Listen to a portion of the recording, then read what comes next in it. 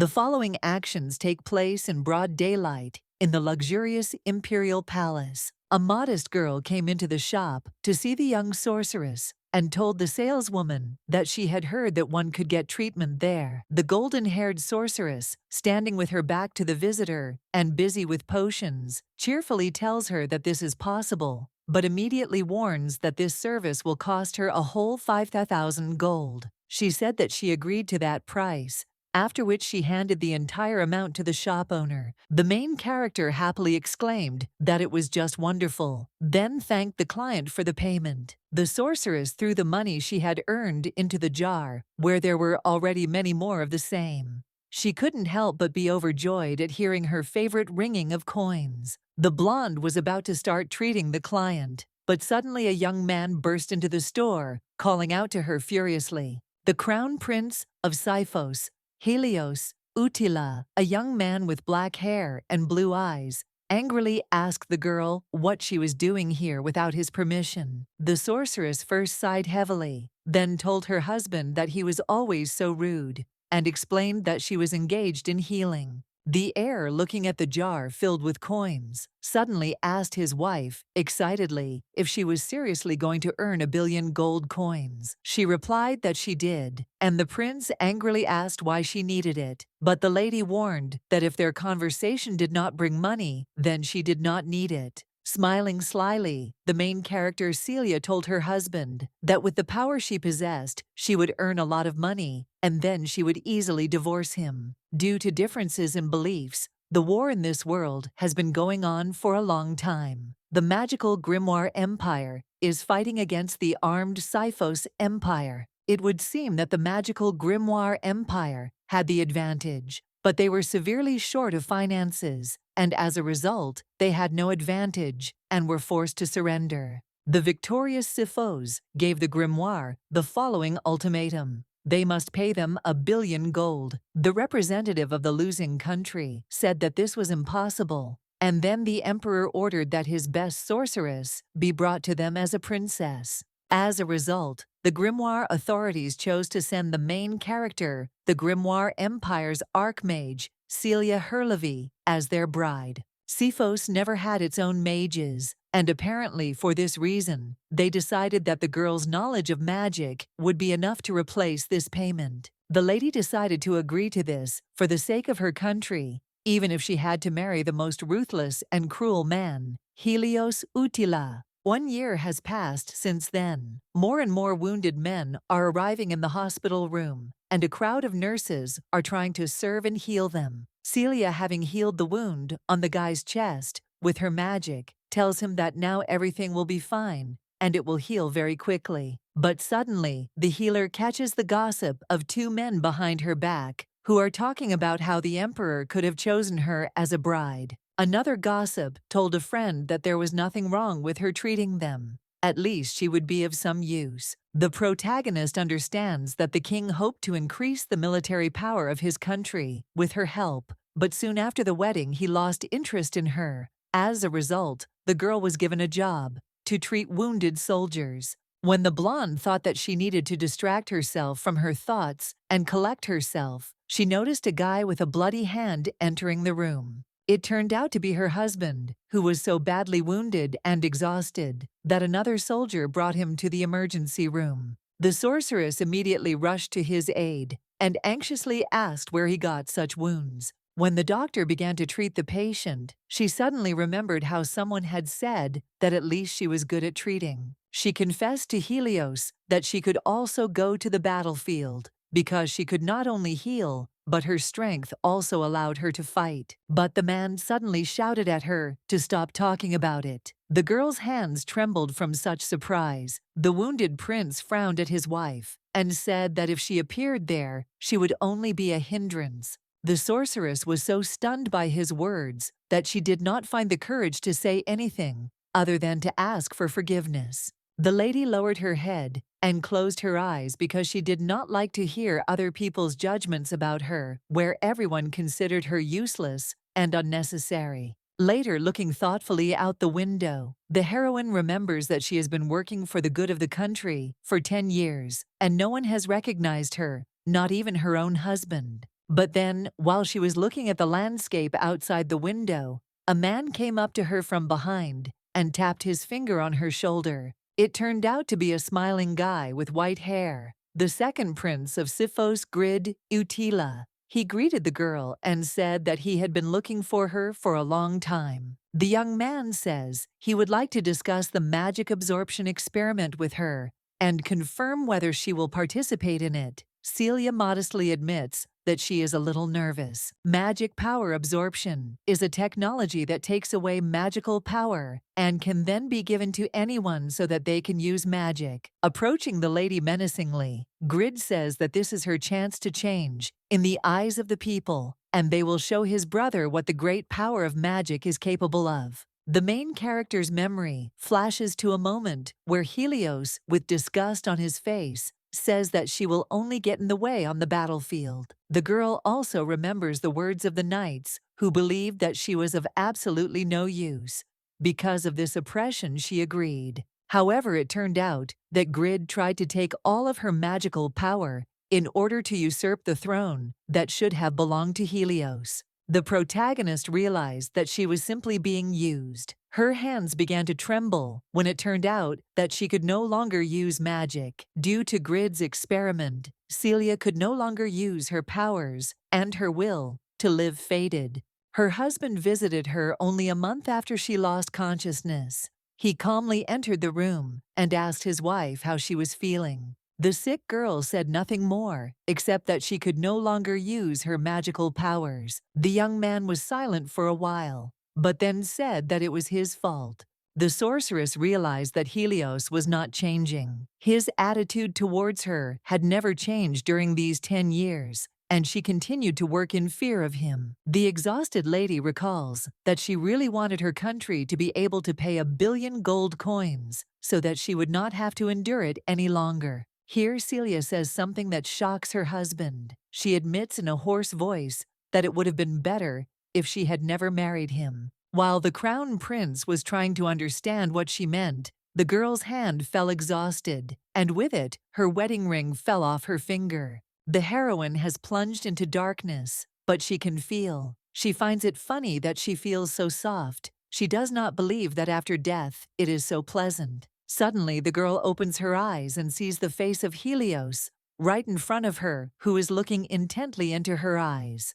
The lady who had regained consciousness was perplexed, while the prince, as if nothing had happened, wiped her forehead with a cold, damp handkerchief. But suddenly something happened to the girl, and she, shuddering sharply, screamed at the top of her lungs. The young man was very scared and asked her to calm down. The future emperor wanted to ask the healer to explain why she suddenly screamed like that, but this was not possible since the lady threw pillows in his face. As Celia was about to throw another pillow at her husband, she asked with tears in her eyes why he was still there since she had just died. He, trying to dodge the blows, irritably asked what she was even saying and shouted that she had not died at all.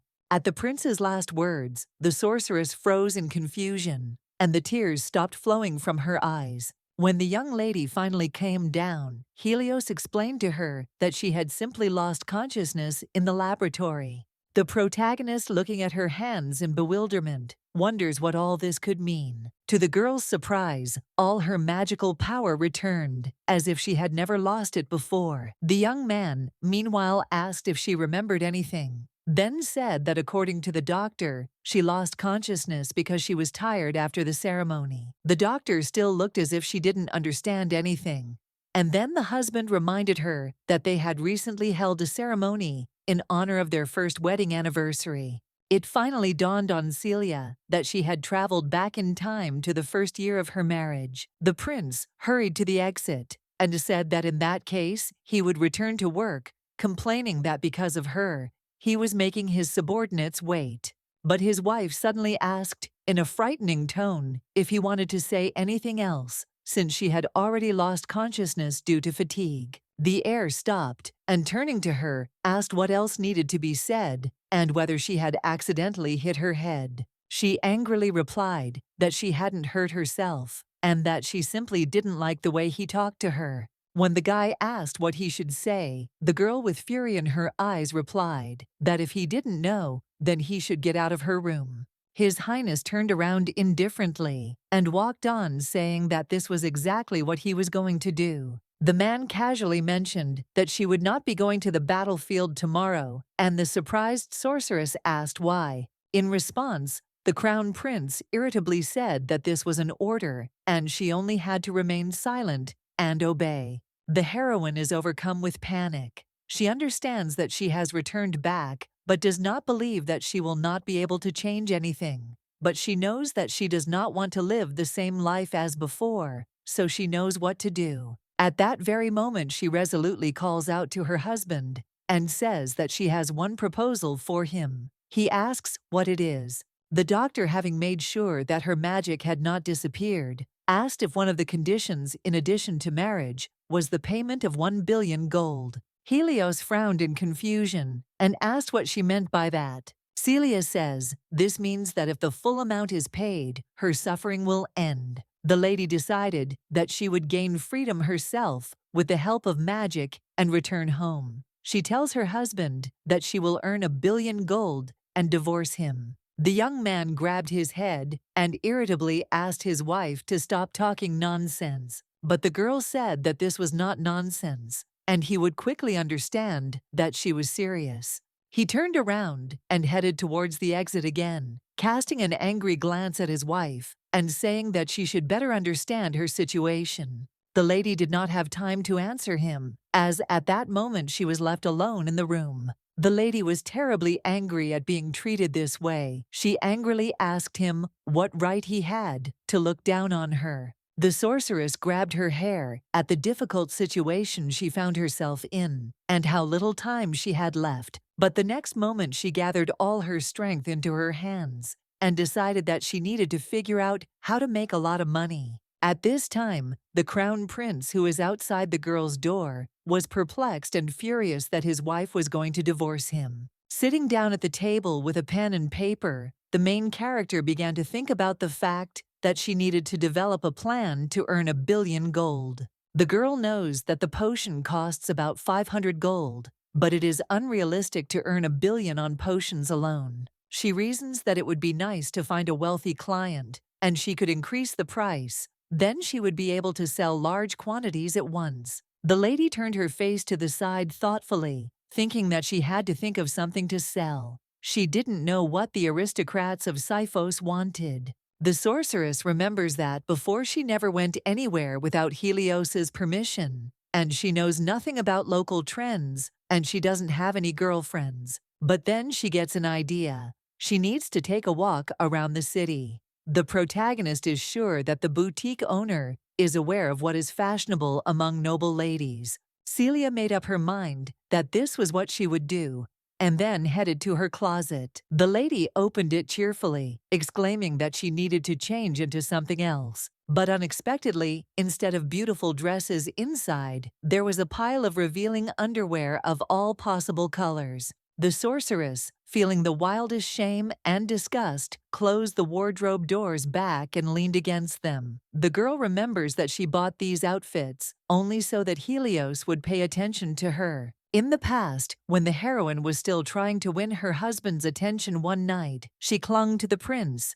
and insistently asked him not to leave. The lady admitted that other people do not trust her because she is not yet pregnant with his child, so she asks him to spend the night with her. But he abruptly pulled her hands away and asked how many more times she had to repeat it. The man said that he did not want to sleep with her. Celia recalls that her husband never slept with her, and for this, the empress branded her a mistake, and people around her often looked down on her. The girl, looking at the lace of the revealing lingerie, thinks that she seriously believed that this would help keep him. However, at that very moment, the lady realized that she didn't care anymore, and this time she would just throw away all these rags. Suddenly, a maid entered Milady's room and asked what she was doing with the things from the closet. It turned out to be a girl named Mary Loretta, whom Her Highness cheerfully called out to. Mary came to Sifos with the main character. She was a servant who always supported her mistress until her death. Since this girl is the only person the sorceress is truly happy to see, tears appeared in the princess's eyes. The maid asked her in fear why she suddenly started crying. The blonde said she was fine, then asked if she would help throw everything out of the closet. Mary immediately began to worry about this, but the girl answered smilingly that everything was fine and that she no longer needed all these things. The witch also added that she would then fill the closet with new clothes from the boutique she wanted to go to soon. She asked the maid if she would help.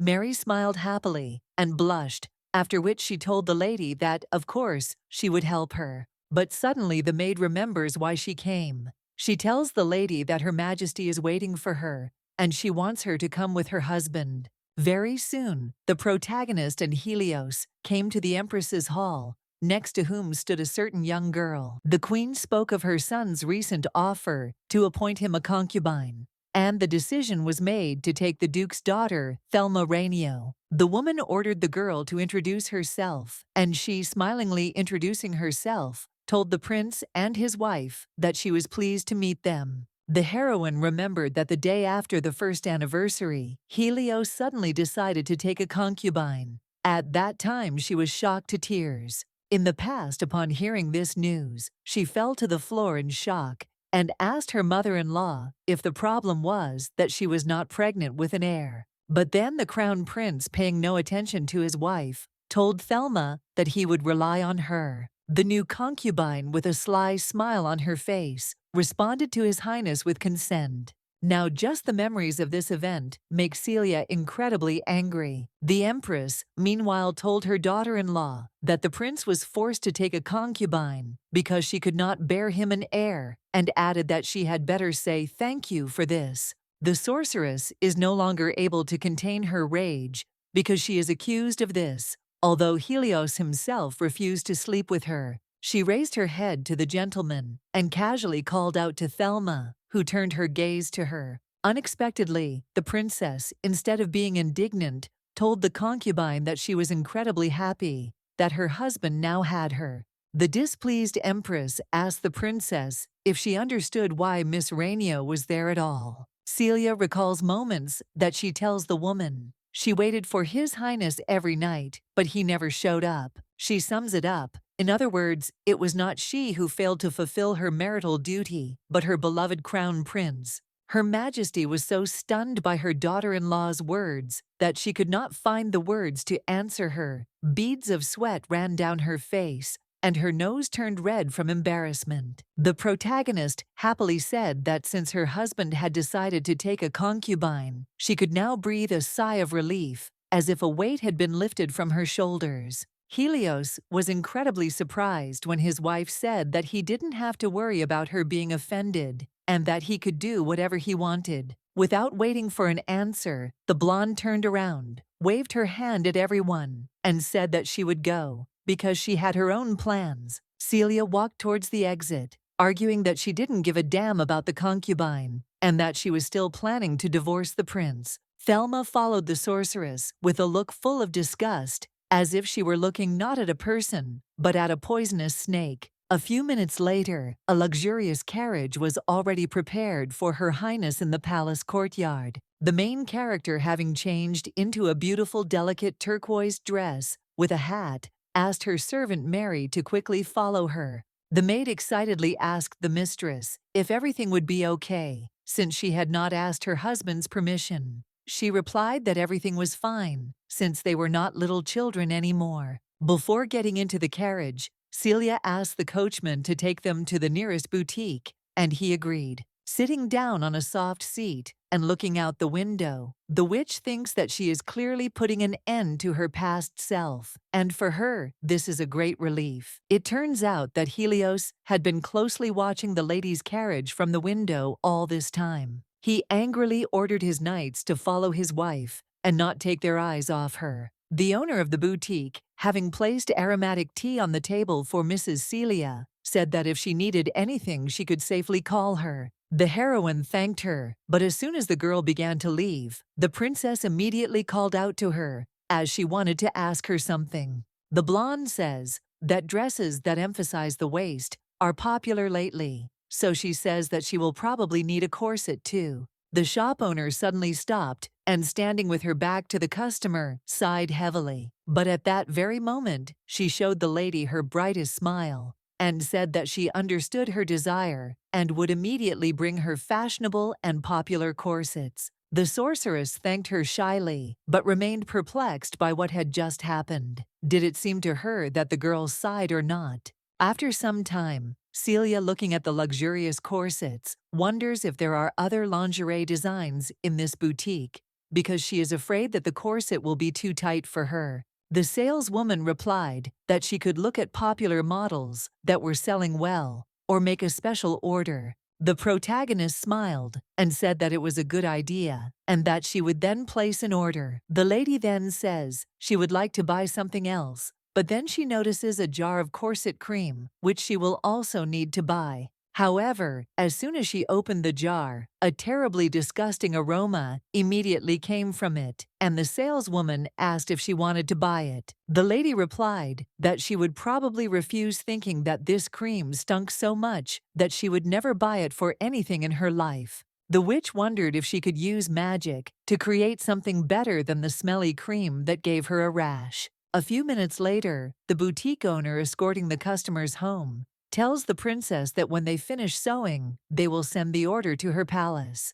The customer thanked her, and she, casting a sidelong glance at her highness and her servant, loudly slammed the door behind her. Mary was very upset by this. The girl does not understand why they slammed the door like that, as if they wanted to throw them out all this time. And Celia, calmly walking on, suggested that the saleswoman simply had a lot of work and should be left alone. However, she thought about the fact that her attitude towards them, her clients, was really not the best. Suddenly, the princess notices a child on the road who tripped and hit his head on the asphalt.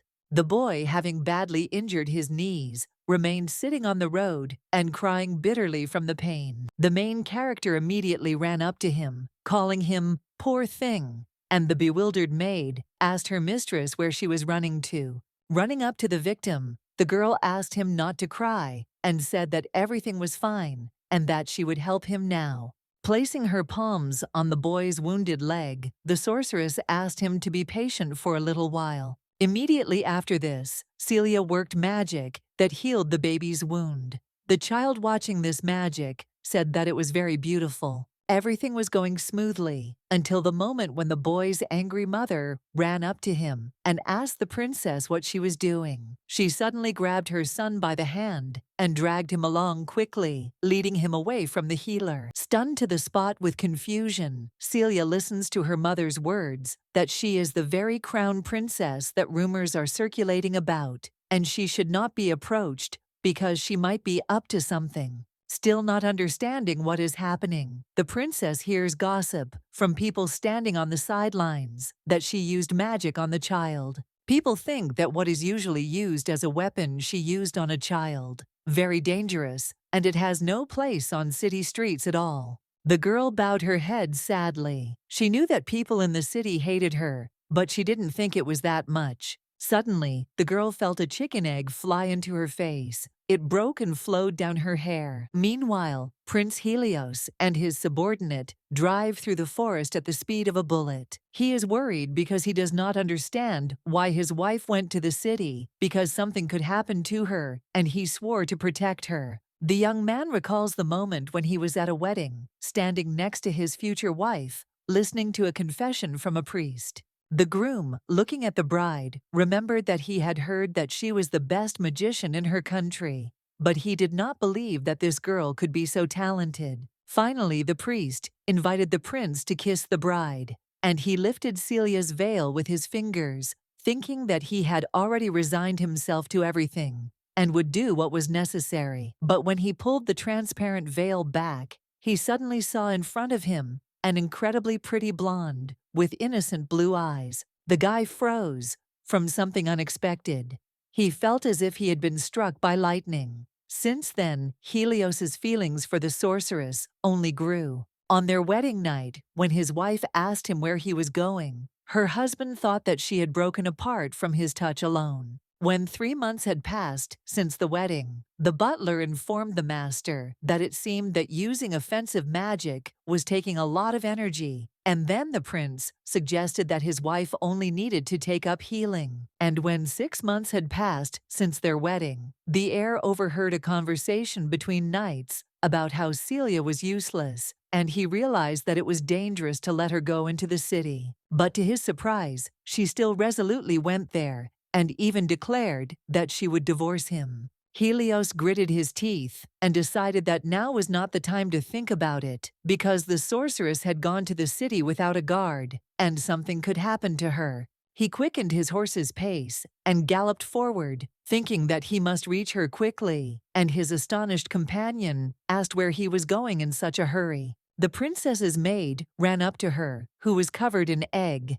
and wiping the lady's face with a handkerchief, declared how cruel it was, and asked who had done it. The 2 guards standing nearby began to whisper. One of them asked his friend if they needed to find the one who threw the egg at the lady, but another guard suddenly responded that it was too much of a hassle, and advised his friend to just ignore it. Mary excitedly told Her Highness that they needed to leave here immediately. Suddenly, someone from the crowd nearby shouted insults at Celia, calling her useless and ordering her to get out of their state. After what was said, the hooligan rushed away from the square, but the main character does not think of letting him go just like that.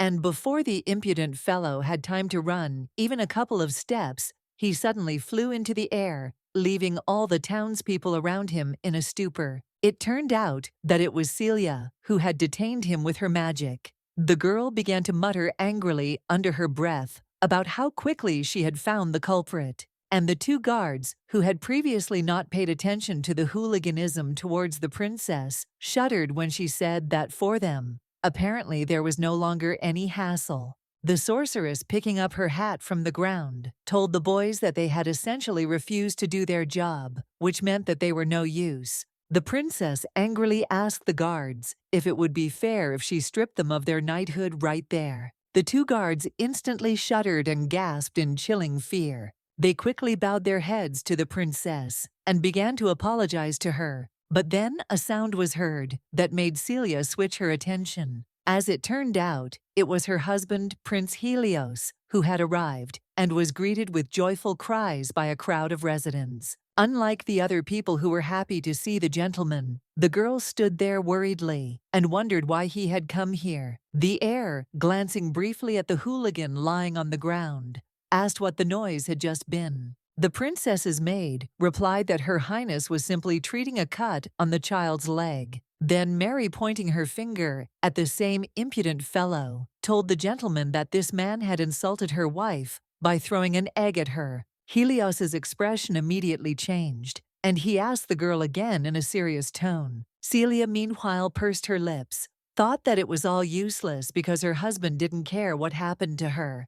But the prince ordered the knights to be stopped immediately, and when the offenders were brought to him, he asked why they had done nothing when the princess had been insulted. They were too afraid to answer. Then His Highness sternly declared to the boys that they were no longer knights and ordered both of them to disappear from his sight forever. The heir's subordinates immediately seized the offenders, who still begged His Highness for mercy. The protagonist, looking at her husband's face, thinks that she doesn't understand at all what's going on and what the hell is going on in his head. After some time, the princess and the prince, accompanied by guards, return to the palace. Helios, silently walking down the corridor, is angry at the very thought that the knights were next to his wife, and nevertheless allowed such a situation to happen. The man thought that he was not doing his job as a husband well, and said out loud through clenched teeth that it was disgusting, which left Celia stunned. The sorceress, thinking that he was talking about her, mockingly asked his forgiveness for the fact that a thorn in his side had caused him so many problems. But at that very moment, the girl happily declared that he could rest easy, because when she earned 1,000,000,000 gold coins, she would immediately leave him. The gentleman was very taken aback by this, and angrily asked the lady what she was saying. The 2 guards looked at each other in confusion, and the witch repeated that she would earn some money and then go wherever she wanted. The heir was dumbfounded with shock because he realized that it turns out his wife had not been joking all this time. Still, the master asked his wife not to use magic like that anymore, but she irritably asked why this was and whether he considered her magic dangerous. His Highness nervously clenched his fist and replied that he did not mean anything like that, and if she did everything she wanted, there would be more work. Mr. Utila thinks that if she does something like that again, he won't be able to help her. But from his thoughts, the prince could only say that she was only getting in the way, which didn't surprise the girl at all. Celia sighed heavily and admitted that she should have known he would say that. The doctor said indifferently that in that case, it would only be better for him if she left, so the lady asked Mary to go with her to the laboratory. But Helios suddenly announced that from today on, she was forbidden to enter there, and until she changed her mind about the divorce, research was prohibited. A short time later, the prince was already in his office, hard at work, thinking about what had just happened. He recalls the moment when he told his wife that she was not allowed to do research, and she responded that it would only make things worse for him. The heir was so angry about what happened that he involuntarily squeezed the pen in his palm so hard that it broke into dozens of pieces. The young man does not understand why everything goes wrong and why he always does not know what to say in front of Celia. The butler, standing next to the thoughtful gentleman, wanted to say something but did not have time because someone knocked on the door. Helios, encouraged by the fact that this could be his wife, allowed the unexpected guest to enter. But instead of her, Thelma entered the room wanting to ask His Highness about the budget. But she suddenly hesitated and asked the prince why he was looking at her like that. The heir looked at the concubine with an incredibly disappointed look, since his expectations were not met. The girl said that she could not believe that he was so unfriendly to her, and then, smilingly leaning towards the prince, asked if she could give him some advice. Without waiting for an answer from him, the lady began to chatter about how they had known each other for a very long time, but only now had she become his concubine. But Helios did not let her finish. The man told the lady that, as he had already said, he needed her only to make the empress leave him alone. Thelma immediately flinched in fear and said that she had tried to be kind to him. The dissatisfied girl asked the prince who raised him so that he grew up to be such a rude person. The young gentleman frowned and fell silent, but thought about it. He had long since forgotten how to express his emotions. He remembers that as a child, he showed no mercy to become a cold-blooded king. He was forbidden to show tears, but now he does not know what to do. Before leaving, Thelma advised the heir to get rid of the habit of throwing angry glances, otherwise he would intimidate his own butler. The concubine said goodbye and left, and the young master immediately glanced at his butler. The prince saw that his subordinate was indeed trembling with fear, for which he apologized to him. The man grabbed his head in irritation and said that he couldn't do anything properly. The butler told the heir that words matter, and perhaps he should speak what he feels. Helios was interested in the servant's advice and asked what he meant. The old man smiled softly and said that he just needed to talk and all problems would be solved. Time flew by quickly, and as night fell, the windows in the imperial palace lit up. The crown prince, walking down the corridor, reflects on the fact that he said too much to Thelma, and perhaps he should apologize to her. The young man wondered if he should say what he felt, because if he did, he could change his relationship with Celia. Stopping in front of the door to his wife's room, the future emperor suggested that perhaps in that case she would abandon the idea of divorce. Knocking delicately, Helios entered his wife's room, and at the same moment shouted that he was coming to see her. But Celia suddenly ordered him to stay where he was, because she appeared before him in only a corset, which greatly embarrassed the girl. The man's eyes widened as big as 2 kopecks. He, unable to utter a word, froze in place. The main character, confused by the fact that her husband did not take his eyes off her, involuntarily blushed and covered her body with her hands. Helios, immediately blushing and turning away, began waving his hands and saying that he was not looking at her at all. But when the girl furiously ordered him to finally leave the room, the gentleman immediately jumped out the door. Helios, confusedly covering his face with his hand, thought that he had made a mistake again. Meanwhile, the protagonist, pacing around the bedroom with displeasure, is outraged that she told him to wait, but this rude man came in anyway. The young lady also remembers that in the morning he hissed through his teeth, "Disgusting," which makes her even angrier. She doesn't understand what's wrong with this guy. But still, the sorceress, sighing tiredly, decides to forget about this situation, because now she has something more important. Taking a beautiful crystal jar in her hands, she decides to focus her attention on the cream that is inside. Having unfastened her corset, the lady stood in front of the mirror and looked at her waist, which was all covered in bruises and contusions. Without thinking twice, she takes a small amount of golden cream on her fingertips and smears it on her wounds. The abrasions and bruises immediately disappeared from the girl's skin without a trace, which made her very happy. She decided that this product would sell well. Suddenly, a maid knocked on the door and told her mistress that she had brought her tea. Celia allowed her to enter. Mary, after first asking forgiveness for disturbing him,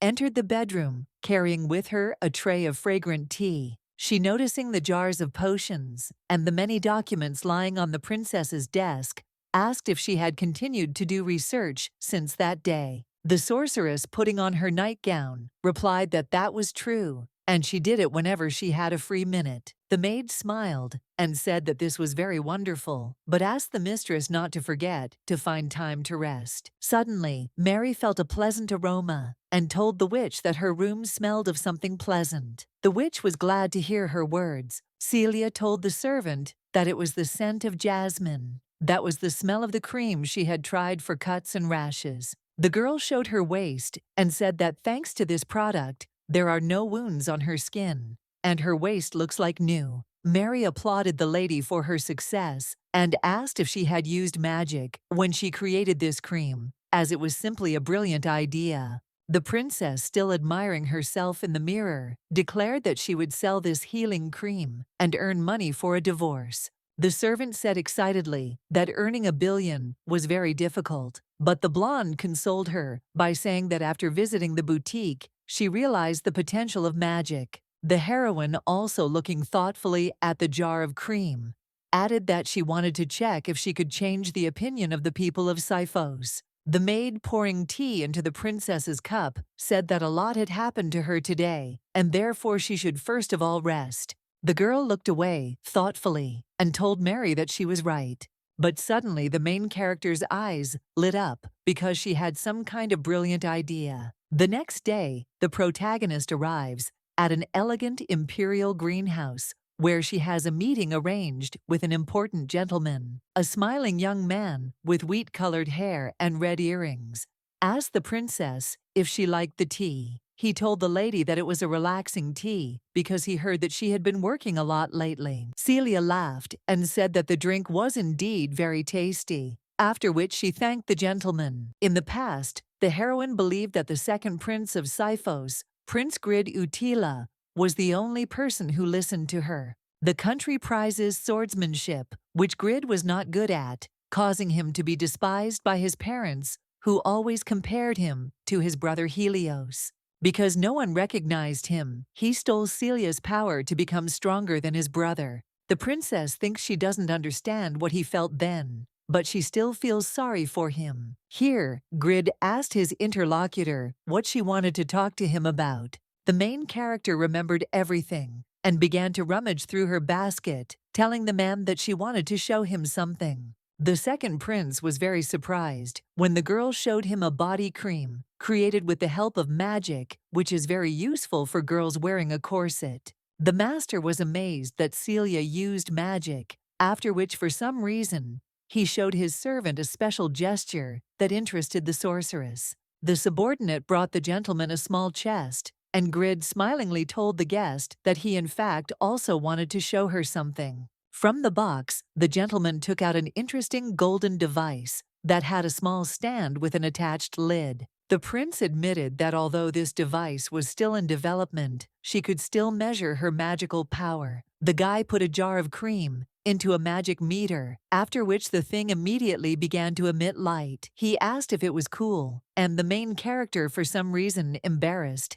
answered that it was. The sorceress remembers that this prototype will be used to create a machine that takes away all her magic, and Grid has been planning everything since that moment. Smiling tenderly, the prince told his guest that if she had anything else interesting created with the help of magic, she should let him know. The girl agreed, but suddenly remembered that she had actually called the second heir here on business, but he had distracted her with his stories. She awkwardly suggested to the gentleman to move on to the main topic of their conversation, and asked if he could show her healing cream to his lady friends. The lady added that she just wanted to check whether it worked or not. Grid, having slightly opened the lid of the cream, suddenly froze when he smelled its aroma. The princess asked him if he liked the smell, and was about to tell him how she had prepared it yesterday, but the young man suddenly got up from his chair. A puzzled Celia asked the gentleman what had happened, but he only walked silently towards her.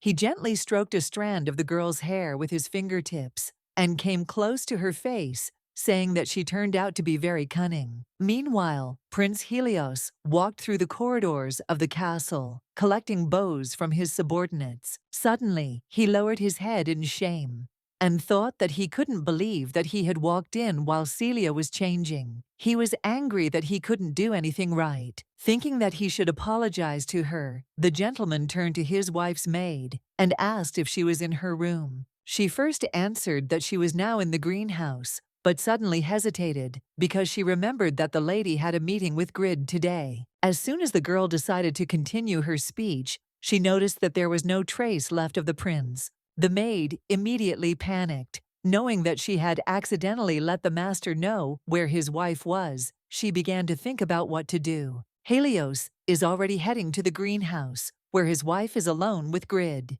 The young man approaching the entrance to the greenhouse met two guards who greeted him. The man asked them if Celia was there, but the prince was very surprised when one of his subordinates replied that yes, but she was not there alone, but with Mr. Grid. The heir decided to take a peek and boldly approach the glass to find out what his wife was doing there. It was impossible to imagine his surprise when he saw the sorceress over whom Grid was bending, holding a lock of her hair in his hand. Helios, unable to contain his displeasure, involuntarily clenched his fist, but he turned around as if nothing had happened and walked back, ordering the guards not to tell anyone that he had come. The subordinate, worried by the master's suddenly changed mood, agreed. Meanwhile, the main character, pushing away the annoying gentleman, asked him not to do it again. He smiled and asked for forgiveness. The princess, blushing in embarrassment and frowning, asked His Highness not to approach her like that again, without warning, because it frightened her.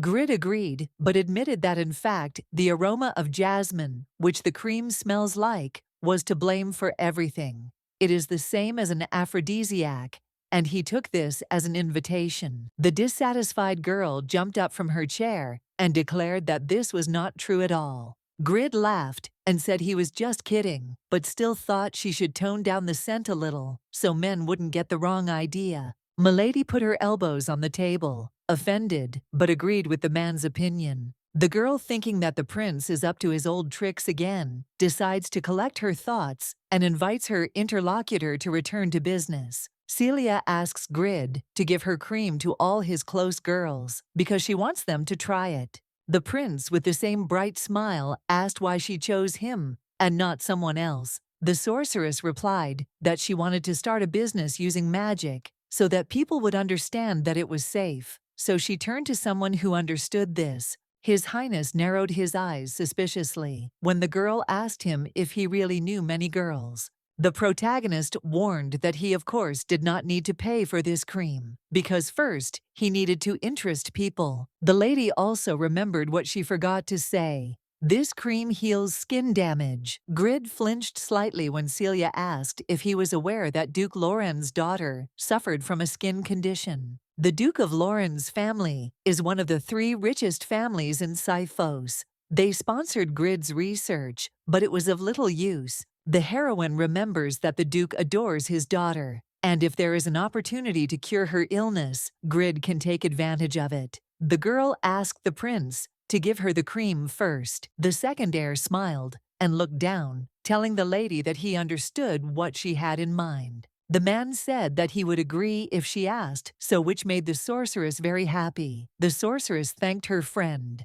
The protagonist smiled and blushed from the realization that her first step toward success had been taken. Celia, happily walking down the palace corridor, hums a song about how everything went even more smoothly than she expected, although it was a little dangerous. The girl decides that now all that remains is to wait for the reaction of the aristocrats, and then perhaps they will be interested in her future products. Suddenly, Milady was pulled out of her thoughts by Helios, who appeared from behind, greeted his wife and said that he had been looking for her for a long time. Celia, without greeting her husband with a greeting or a simple smile, immediately asked what he needed. He, looking sadly at the floor, admitted that he would like to apologize to her for yesterday. A drop of sweat ran down the young man's face, and he said that yesterday he had entered her room without her permission, and therefore he asked for forgiveness for that. The girl swallowed her tongue for a second and froze in place, as if not believing what was happening. But the next moment she grits her teeth, walks past the prince, and says that he didn't need to apologize at all. The man, asking his wife to wait a little, asked what she had talked about with Grid. Celia, furious that her husband had been following her, turned around and shouted that it was none of his business. The lady walked away from the bewildered groom, who objected that it certainly did concern him. His Majesty, grabbing Celia by the hand, thereby stopping her, declared that this did concern him. After all, he was her husband. The main character irritably ordered Helios to let her go and pulled her hand away, although he begged her to stop because they had not finished the conversation yet. Nevertheless, the sorceress continued to run away, and approaching the stairs leading down, she thought angrily that all this time he had not even noticed her, and now he was declaring that he was her husband. The girl was so lost in thought that she didn't pay attention to the steps and accidentally tripped. At the moment when the princess was already flying down, Helios ran up to the unfortunate woman and desperately reached out his hand to her, wanting to catch her. Luckily, the main character managed to avoid falling. Her husband deftly caught her and hugged her. The heir asked the lady if she was hurt. The embarrassed blonde, frozen in fear like a rabbit, answered no. The girl told the young man that she was fine and he could let her go. But as soon as she wanted to move her leg, she felt a hellish pain in her ankle. The prince asked what had happened, and the lady admitted that she felt pain. But when the sorceress said that she would simply heal the wound with magic, Helios immediately frowned and became worried. The man grabbed the witch's hand and insistently asked her not to use magic. But when the victim tried to ask why, he suddenly picked up his surprised wife in his arms and said that he would take her to the doctor himself. The prince quickly carried his wife into the bedroom, where the doctor bandaged the lady's leg, explaining that she simply had a slight sprain that would heal in a week. The doctor also told the sorceress that her complexion was not quite healthy, so he asked if she was sleeping well. She smiled sheepishly and admitted that she had been busy lately and hadn't gotten enough sleep. The doctor said that this was probably why she was so unsteady on her feet. He advised the lady to give her body a rest, to which Celia agreed. After this, the doctor decided to leave, and the princess and her husband were left alone. The girl decided to ask Helios why he didn't let her use magic. He replied that he knew that when she used magic, her body weakened. The sorceress said that weak spells did not affect the body in any way. The young man was embarrassed when he realized that his rescue was unnecessary, but the princess thanked him for catching her. She asked if it was hard to carry, and the heir replied that it was not. His Highness recalls the moment when he carries a confused Celia in his arms, who clings to his chest, causing him to blush like a peach. The man decided to immediately ask the victim for forgiveness for picking her up without warning, then asked why she was not getting enough sleep. The lady replied sadly that she was doing research in her room, but since she did not have the necessary equipment, it took longer. Suddenly, the prince, apologizing to his wife for the health problems she now had because of him, allowed her to use the laboratory. Celia looked at her husband in bewilderment, wondering what had happened to him, because she had never expected such a reaction from him. Soon after, Helios actually opened the laboratory with all the equipment for the main character, and 2 weeks have passed since then. The sorceress, pulling herself up after the work done, thinks how great it is to spend time doing research. Then the maid knocked on the door, apologizing to the mistress in advance for disturbing her. She said that everything was fine and asked what was the matter. Mary said she wanted to report what the maids had said about her cream. The witch happily asked what they had said, but the smile disappeared from the young lady's face when the maid verbatim conveyed that the magic cream that His Highness Grid made is simply wonderful. Grid, as if nothing had happened, was calmly sipping tea in the greenhouse. But suddenly, Celia called out to him irritably. The girl, frowning and smiling at the same time, angrily placed her hands on the table and told the prince that she had a couple of questions for him. He, asking the lady to at least catch her breath, asked what was going on. The princess furiously asked, since when her cream had become his. The man, laughing at what the real problem was, said that the first copy of the cream actually belonged to her. The lady wanted to object, but Grid said that when he mentioned Celia's name when handing over the cream, no one even wanted to take it in their hands. The girl's face sank, and the prince continued speaking.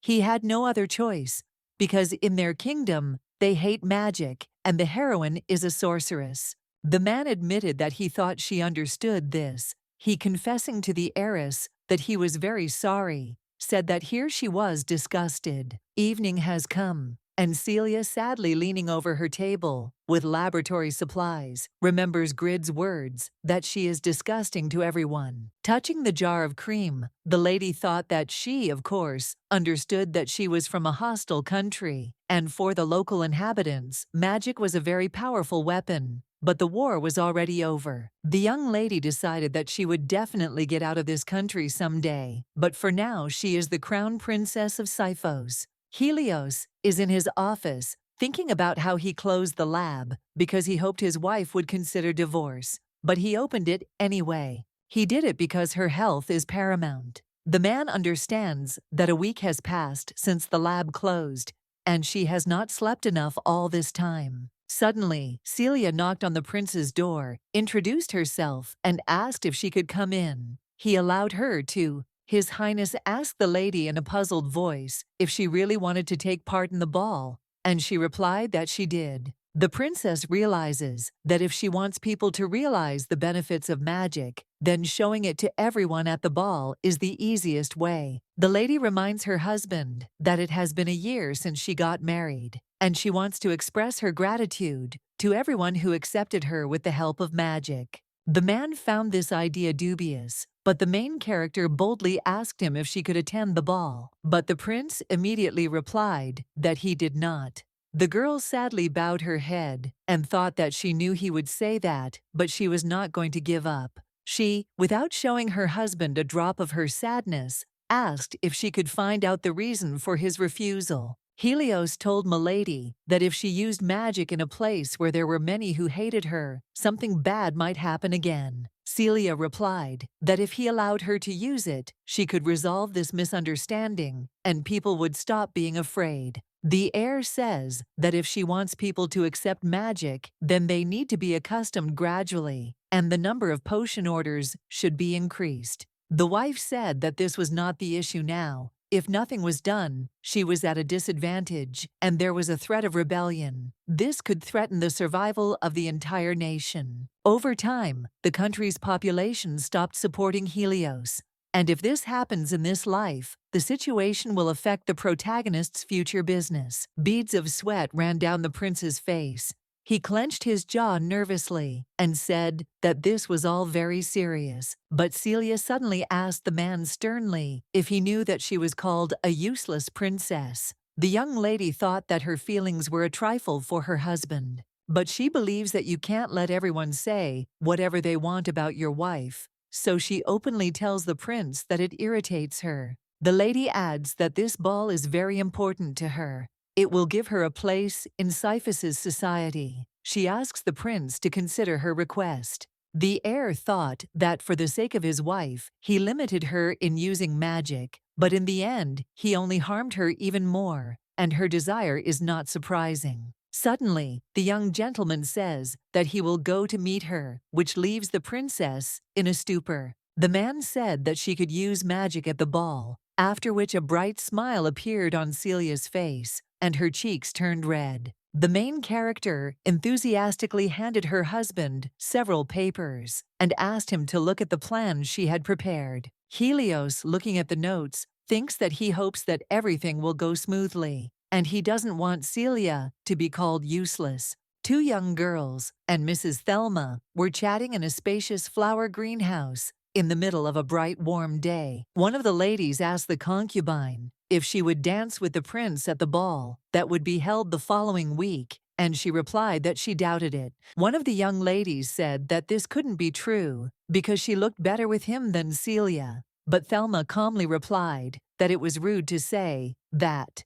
The guilty girl immediately apologized, and the other lady cheerfully reminded her friends that His Highness Grid would also be participating in the ball. The concubine froze in surprise when the ladies spoke about how this gentleman seemed scary to them at first, but then they realized that he was a good man. She pursed her lips in displeasure and thought that Grid was just a clown who played with girls, and her friends didn't even know how many ladies cried because of him. Suddenly, one of her friends cheerfully exclaimed that the second heir had given her something wonderful at their last meeting. Another lady asked, in a stunning tone, whether he had really given her a gift, but the concubine remained calm and did not react in any way. But Thelma's fingers holding the mug of tea trembled when the girl admitted that Grid had given her the magic cream. Mademoiselle showed her friends this very cream and said that it smelled very delicious and instantly removed the irritation from the skin. The guests were surprised that magic could be used in this way. One of the young ladies asked warily if there were any side effects from such a cream, and Thelma suddenly supported her friend, saying that she considered it dangerous. She says that magic should not be a part of their normal life, and it should not exist because it violates the laws of nature created by God. The women were at first frightened by the concubine's cold-bloodedness, but then they smilingly declared that she was right, and magic was terrible. Thelma, with a warm smile, told Grid's mistress that if she needed a good cream, she would bring hers next time. Staring angrily at the jar of cream, the girl reasons that magic is not needed by Sisyphus, and such a dangerous thing should not exist. The week flew by very quickly, and soon a ball began in the imperial palace, to which all the noble people of the country came. The crown prince, looking at his wife who was sitting next to him on the throne, thought that she had a very serious expression on her face. The man quickly realized that she was nervous, so he began to think about how to help her with this. But then a wonderful idea appears in his head, which he, without thinking twice, decides to bring to life. Helios called out to the girl and told her about one technique that would help her calm down.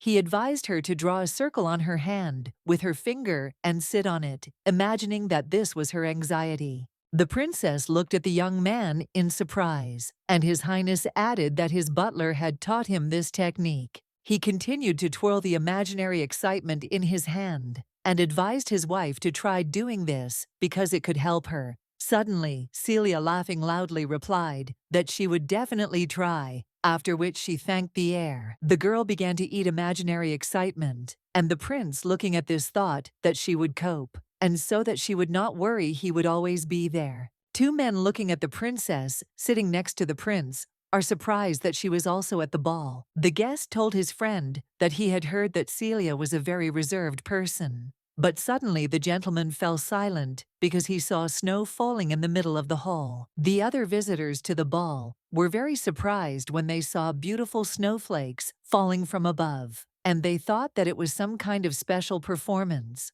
Grid, having caught one of the snowflakes in his hands, was the first to guess that magic was involved. Then suddenly, something incredible happens. The small crystal in his hand turns into a glass of champagne. Those around them, seeing this miracle, could not contain their admiration and thought that this was some new technology of Sifos, and they were guaranteed a bright future with such skills. Here, the main character rising from the throne and walking towards the guests, happily asked if they liked the performance. Celia told the people that she created this snow herself with her magic. Those present immediately became frightened and outraged by the fact that this, it turns out, was not the latest technology of Sifos. The girl told the rich people that magic can take on different objects, and they only need to imagine what they want and touch the snowflake. The guests immediately declared that they would not do this because they did not think that it was magic.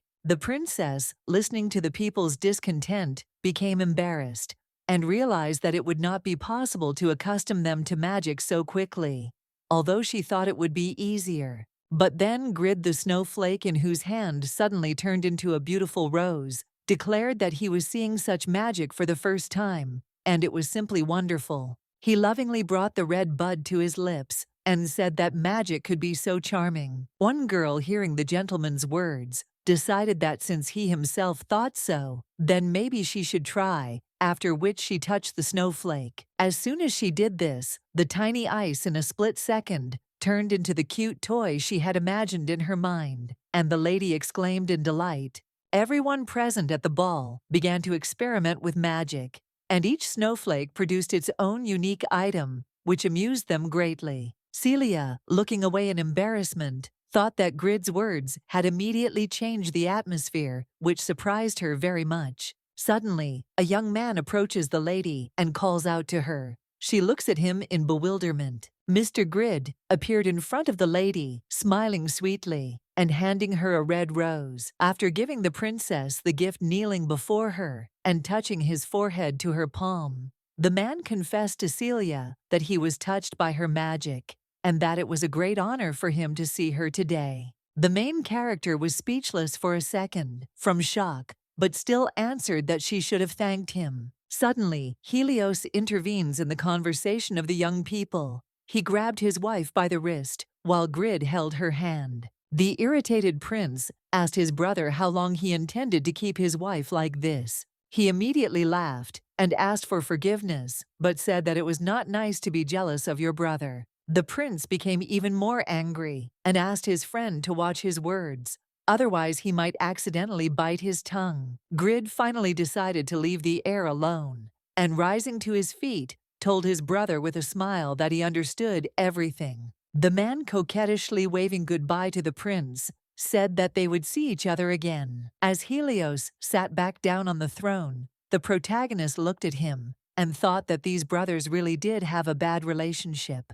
However, looking at the cheerful guests, who were constantly turning snowflakes into cute things, the princess realized that she was very glad that she had succeeded. The girl, thinking that she needed to take advantage of the chance that Grid had given her and shouldn't stand still any longer, stood up and walked over to the guests. Meanwhile, an elegantly dressed Thelma, who was a little late arriving at the ball, approaches the entrance to the palace. But suddenly, opening the doors, she saw dozens of young ladies and gentlemen having fun with the snow falling from nowhere. The girl was truly stunned when she realized that real snowflakes were falling from the ceiling in the ballroom, but she noticed that they were somehow unusual. As she walked along, the concubine noticed one of the ladies, saying that she thought magic was a terrible thing, but it turned out that there was nothing bad about it. A look of genuine horror appeared on the young lady's face when she heard people calling magic not so bad. Thelma immediately ran up to her two friends and ordered them to leave immediately. They asked in surprise why. The fact that the girls did not understand why they had to run stunned the lady even more. She reminded them that the entire hall was filled with magic. However, suddenly one of the girls asked her friend if magic was really as scary as they thought. The concubine froze in surprise and asked the lady what she meant. She told the girl that if she touched the falling snowflakes, they would turn into whatever she thought of, and suggested that she try. But Thelma, without reacting to this in any way and walking away from her friends, told them that they, as it turned out, had also fallen under its effect. Celia was chatting pleasantly with a gentleman when an enraged opponent of magic ran up to her. The concubine called out to the princess, who asked what had happened. The brunette immediately ordered the girl to stop casting spells.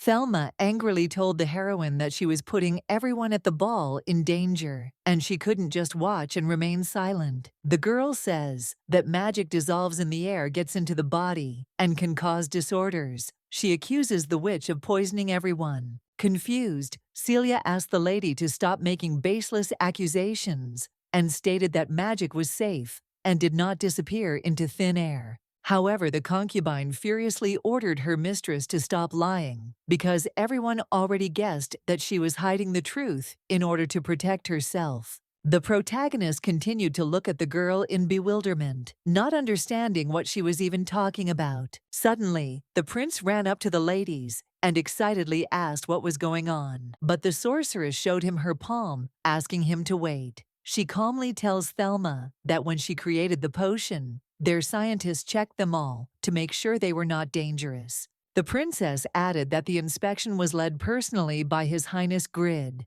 and the best scientists of Cephos, as well as doctors, confirmed the safety of her magic. Thelma countered that the results of these tests could easily be falsified, and she herself did not believe it. Suddenly, a tall gray-haired man, who is the commander of the knights, intervenes in the girl's conversation. He says that he also participated in these tests. The man tells Thelma that as she sees after the tests he has been given, he is as healthy as a bull, and thanks to the heiress, the survival rate of the knights has increased. Looking at the commander with admiration, Her Highness recalls that she used to think that the knights hated her, but apparently there were those who were on her side. Milady was very pleased with this thought, and she asked the concubine with a smile if she would like to look at her laboratory. The blonde explained that if she saw everything with her own eyes, she would definitely understand that magic was safe. But Thelma, turning away in irritation, said that she would never do that and that she had better go. Walking towards the exit, the girl finally told Celia and the guests that if they continued to turn a blind eye to the truth, they would regret it someday. The door slammed shut behind the concubine, leaving the ladies and gentlemen completely confused. The main character remembers that in her past life, she only talked to Thelma a couple of times, and therefore knows nothing about her at all. And if she hates magic so much, then she has her reasons. The prince approached the sorceress and excitedly asked if she was okay, and the girl answered that she was. Suddenly, the couple's attention is drawn to the sound of people laughing behind them and talking about how they didn't know their country was doing magical research. Grid happily tells the guests of honor that if magic were so dangerous, their country would no longer exist. These statements from the second heir made the witch smile warmly. Then the tall man in the green uniform approached the young lady again and admitted that he really liked her magical snow. The knight commander said with a smile that he had only seen healing magic, and then asked Celia if she could show him anything else. The princess's eyes immediately sparkled, and she replied that of course she could, and she already knew what exactly. Meanwhile, Mrs. Thelma decided to go out onto the balcony, away from all the guests, to get some fresh air. The girl clenched her teeth in anger at the mere thought that everyone thought magic was safe, even though she thought it was a weapon to kill people. The concubine thinks that if magic did not exist in this world, nothing would have happened to her father. She remembers how, as a child, one day she cried and looked at her burning house, calling for her father. The building was ablaze with blue magical flames, and little Thelma was screaming at her brother, who was holding her in his arms, that they needed to go back there for their father. Unfortunately, the crying baby witnessed several magical missiles hitting her house again. Tears began to flow from Thelma's eyes as she begged her brother and mother to stop doing nothing and quickly help their father, who was left in the burning building. But no one listened to her, and soon the palace shattered into thousands of pieces, and the girl's childish voice desperately called out to her dad for the last time. The girl leaned against the railing her tears falling into her palms. She thinks that as soon as she saw the magic, she remembered the day her father was taken away. While the concubine was thinking about why people were on Celia's side and how she wanted to hug her father, she suddenly heard the prince's voice behind her. The lady turned to him, and Helios said that her friends were looking for her in another part of the room. Suddenly, Thelma threw herself into His Highness's arms, and the surprised heir asked what she was doing. But the lady, without ceasing to cry and not letting go of the young man, ordered him to shut up, and at least for that moment to be silent. The prince, seeing that the lady was sobbing, sighed in embarrassment and turned away, but decided not to resist. At this time, the young sorceress was walking on the balcony, located above the ballroom. She sighed wearily, realizing that this was the first time in a long time that she had interacted with so many people, and that she was exhausted. However, looking at the joyful guests, she realized that she felt a pleasant, happy fatigue, because she was glad that the ball was a great success. One lady, having smeared a little magic cream with the scent of jasmine on her hand, was amazed at how pleasant it smelled. Another lady with black hair asked if she could try it too, and the main character said she had a free sample she could give away. Celia smiled and admitted to the ladies that she was happy that she was able to give out free samples, and that she was very nervous at first, but everything worked out. The witch remembered her husband and thought that it was all partly thanks to him. The princess immediately burst into loud laughter when she remembered Helios's advice about the imaginary circle that needed to be eaten. She thought about how she thought he was a cold person who didn't care about her, but it turned out he wasn't that bad.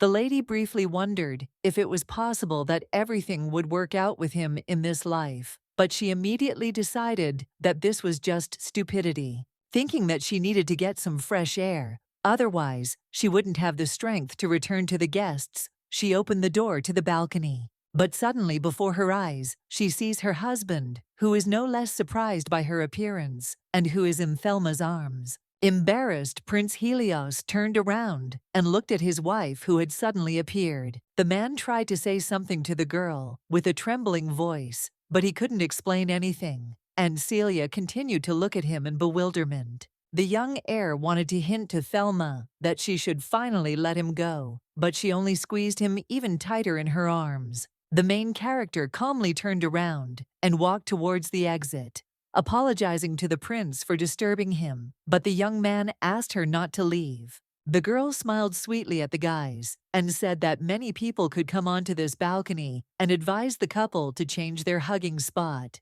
Helios desperately reached out to his wife with his hand, but she added that Thelma, of course, was only a concubine, but it was better for them to avoid unnecessary rumors. Walking as if nothing had happened, the lady thinks that she hoped that they could at least appear as a couple, but apparently the concubine interests him more.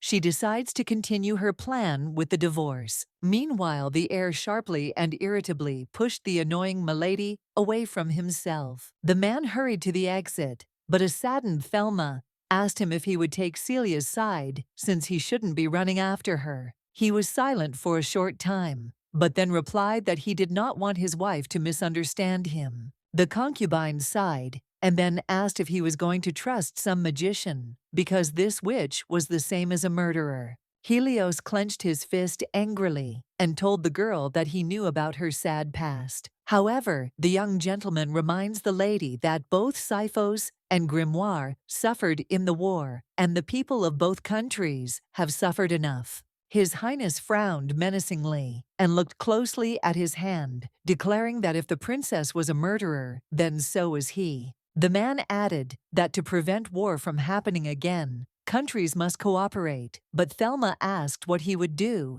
if his wife refused. More tears poured from Thelma's eyes when the prince replied that in that case he would think of something himself. The next day, the main character arrived at an elite establishment and settled in the reception room to talk to its owner. The owner of the palace, a smiling man with black hair, told the lady that he was very glad that she had chosen his company to sell the products she had developed. The girl laughed and replied that the feeling was mutual and that she was glad to meet him since she had heard a lot about his company. The man was pleased by this and admitted that he should probably thank those who advertised him. George Stateria is a representative of the trading company, Stateria.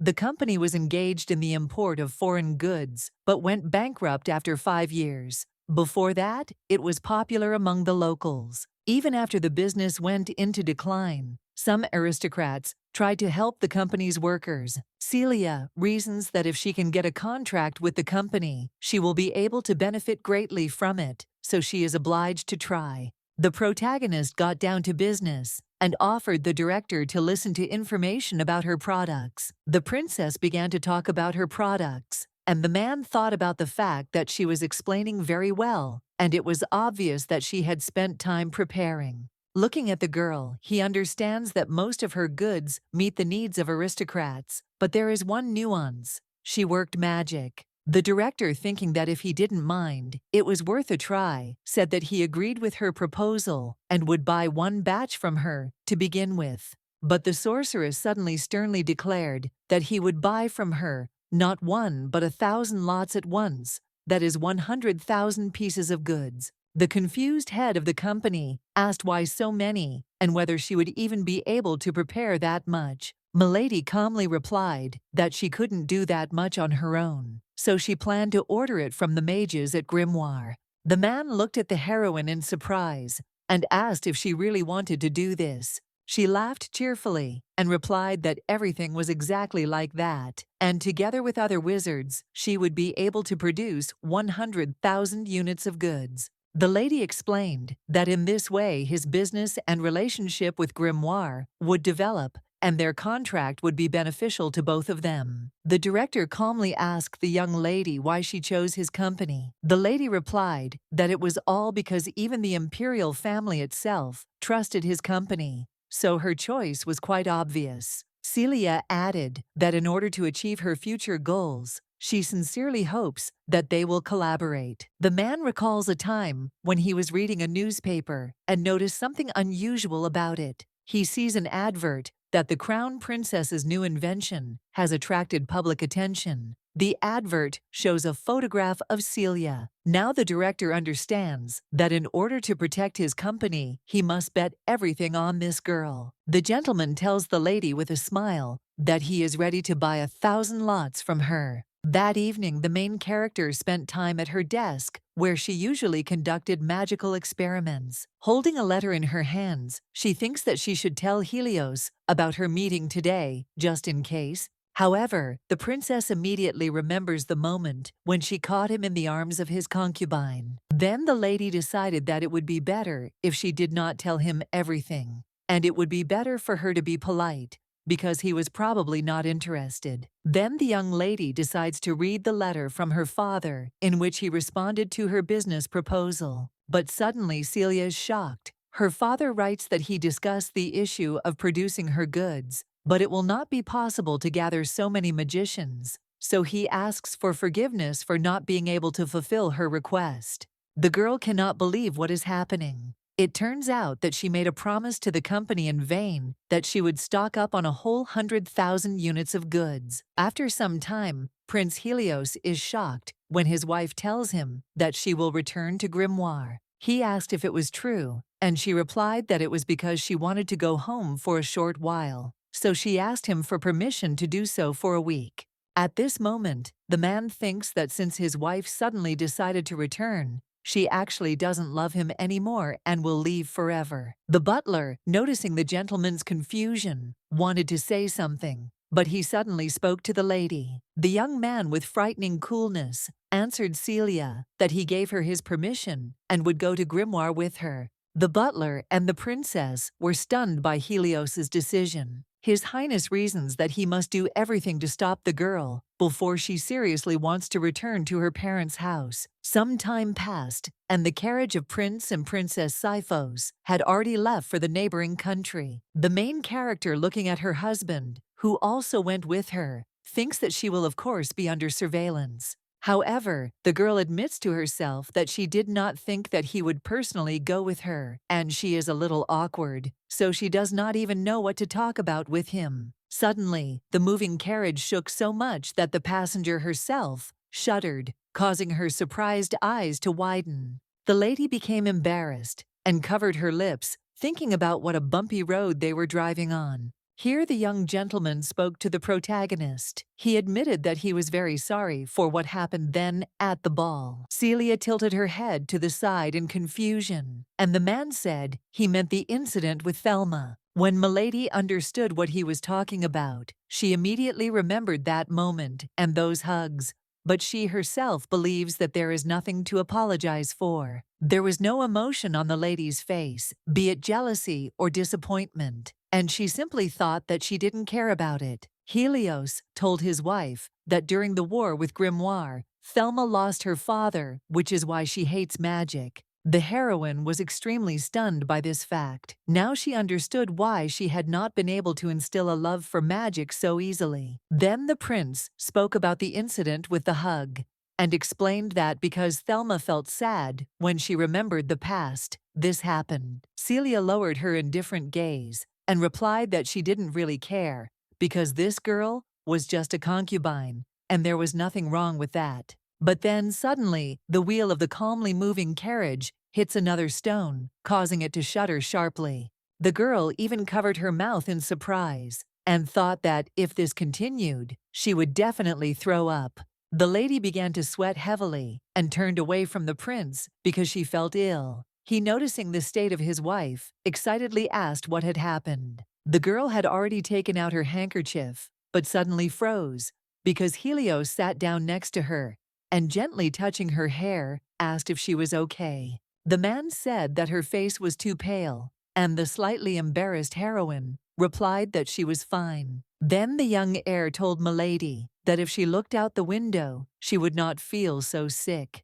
As soon as the sorceress looked out the window, as the prince had advised her, she saw the most beautiful landscape. They were riding across a wide river, similar to the sea, with waves sparkling in the sunlight. The lady smiled, thanked her husband, and said that she really did feel better. The heir nodded and said that next time they needed to design a cart that wouldn't shake, and promised his wife to give him all the necessary finances for this. Suddenly, Celia laughed and asked if that meant no one would be against the magic carriage, adding that it was no longer an invention. Helios asked the girl in surprise what she meant by the phrase magic carriage. The princess smiled sweetly at him and said that he would be shocked when he saw them because they were 10 times faster than normal ones and could also fly. The couple spent the rest of the way to the Grimoire in a fascinating conversation where the lady told her husband interesting facts and he was surprised by them every now and then. Very soon, the prince and princess of Sifos reached the gates of the capital of Grimoire. Celia and Helios solemnly exited the carriage, where they were already met by joyful residents who were glad that the heroine had returned home. The protagonist was also happy to see her compatriots, so she waved and smiled at them cheerfully. Looking at his wife, the heir thinks that he never imagined that so many people would greet her, which means that she is very much loved here. However, at one point, the gentleman notices a certain man who looks at him with contempt because he is, after all, a prince from a country with which they had a war. The heir comes to the realization that this is exactly how Celia lived in his country, catching the contemptuous glances of those around her. Having greeted everyone, the sorceress invites her husband to go further and also asks if he will go with her to the appointed meeting with her father. The man calmly replied that of course he would go with her, while behind him, a ball was flying out of the sky, heading straight towards them. As soon as Helios heard the whistle and noticed the danger, he immediately covered his wife with his body, having first ordered everyone to lie down on the ground. The shell landed near the prince and princess, and the impact sent shrapnel flying in all directions. The couple was not hurt in any way, but panic gripped the residents. Without letting go of his wife, the heir of Sifos shouted to everyone not to lose their vigilance, and most likely that this was a surprise attack. Celia was overcome with fear. She did not understand what kind of attack had begun in broad daylight, given that Grimoire was no longer at war with anyone. But suddenly, when the smoke from the impact cleared, instead of some kind of bomb or catapult, people saw an ordinary man on the ground. An elderly man, with a mustache lying on the ground, said tiredly that the landing had been unsuccessful. It turned out that this was the main character's father. Celia rushed to help her relative, irritably asking what just happened. She extended her hand to her father, saying that he always did something dangerous. At that moment, the father remembered his daughter in early childhood. The man smiled and told his daughter that they had not seen each other for a long time, and he was happy that she had returned, and on this occasion he wanted to set off fireworks. The protagonist responded angrily that he should think about the amount of his magical power, and he scared her very much. Helios, watching his wife and father-in-law, remembers that he had once met Celia's father. It was on their wedding day, and then he had a completely different impression of him. The man tearfully asked his daughter not to be angry, because he just wanted to make a surprise, but she replied that she was, of course, pleased, but it was too much. Some time later, the main character and her husband were present in the reception hall, along with the king and queen of Grimoire. The sorceress thanked the rulers for agreeing to meet her, and the king replied that she did not need to thank them and that they were also glad to see her. The gentleman asked the young lady if she had got used to life in Sifos, and she replied that she had and was keeping up a good sport there. Immediately after this, the witch smiled sarcastically because she decided not to say that she was planning to divorce the prince. The master suggested getting straight to the point and asked if she wanted to discuss the fact that she needed the power of their mages for her business. She said yes. The girl said that for some reason she had been refused, and the king, bowing his head, gloomily said that, in fact, everything was obvious if you take into account people's feelings. The man reminded the princess of the neighboring country that they had recently gone through a war, and the poverty level was very high, and some children would not live to see tomorrow. Sweat rolled down the lord's face, and sorrow appeared in his eyes. He added that now their magician's labor would also be exploited. Celia froze in surprise because she immediately guessed that the man thought that this was not her personal request,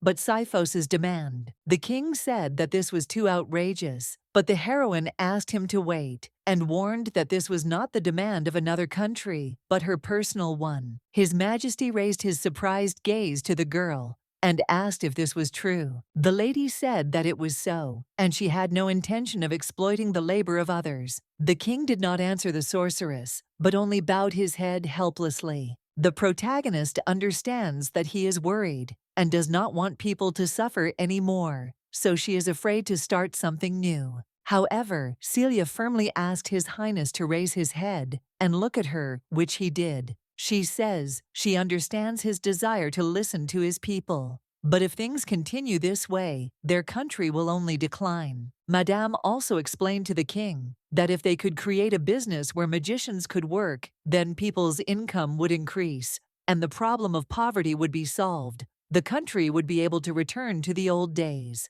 Putting her hand to her chest, Celia asked the man to help her for the sake of the future of the Grimoire. His Majesty's face showed surprise, and he replied that there seemed to be a misunderstanding. The king apologized for his rudeness to Celia and Prince Sifos, but the latter calmly replied that he had nothing to apologize for, as he understood their feelings. The ruler smiled and confessed to the sorceress that he was glad that he was able to talk to her, and thanks to this, he felt a little better. The master told Celia that she had always helped them, so he would talk to the magicians, and he was sure that they would agree to cooperate. Hearing this, the main character felt a pleasant warmth and relief, which made her smile tenderly. Evening came, and the princess, combing her hair before going to bed, thought that she was glad that His Majesty would be able to explain everything to the magicians. She also reflects that her father seems to be doing well as before, and she did not expect to be received so warmly here. But there is only one thing that bothers her. She will have to live with Helios in the same room for some time. The lady does not understand who decided to play a joke on them like that. The girl casually recalled the words of her father, who, winking slyly, advised the newlyweds to allocate one common room. The young heir turned to his wife and said that he would sleep on the sofa and she could sleep on the bed. But the girl, thoughtfully putting the comb back in place, replied that she did not agree with this because she could not allow the prince to sleep on the sofa.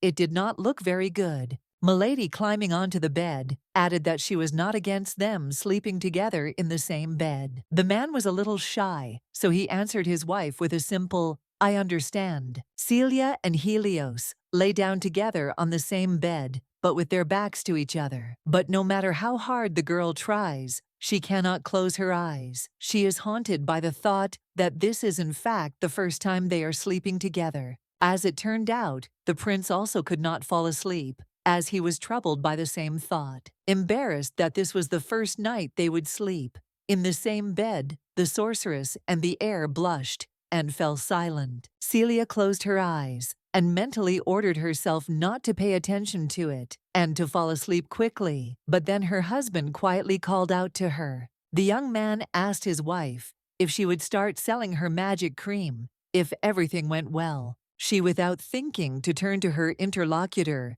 answered that everything was correct, and Helios answered with an embarrassed, "I see." Suddenly, the heroine hears from her husband that if he can help her with something, then she should not be shy about asking him for help, and if necessary, he can increase funding for her research. The lady thanked him, but closing her eyes assumed that he was saying this because she wanted to divorce him. But the girl didn't care. Then Helios, sweating a little from excitement, asked his wife if they could take their time with the divorce. The man wanted to tell the heroine something important, but suddenly heard Celia snoring. He turned around, looked at the blonde, and realized that she had fallen asleep. The heir sat up in bed and thought that she had been very busy lately, so she quickly fell asleep. Gently touching the sleeping princess, the gentleman realized that he wanted to understand what she was feeling, but the thought of divorce terribly frightened him. Before falling asleep, the prince looked at the sorceress for a short time, with a heavy, tired gaze, wondering what he should do. It was morning in Grimoire, and Helios woke up feeling a strange tickling sensation on his face. But when he opened his eyes completely, he realized that Celia was lying a couple of centimeters away from him, and the girl's wheat-colored hair was spread out all over the pillow. The man was immediately surprised and thought about it causing beads of sweat to run down his face and neck. The girl instantly woke up and was no less shocked. The lady immediately turned away, asked for forgiveness, and said that it was an accident, and the prince grabbed his head and replied that it was his own fault.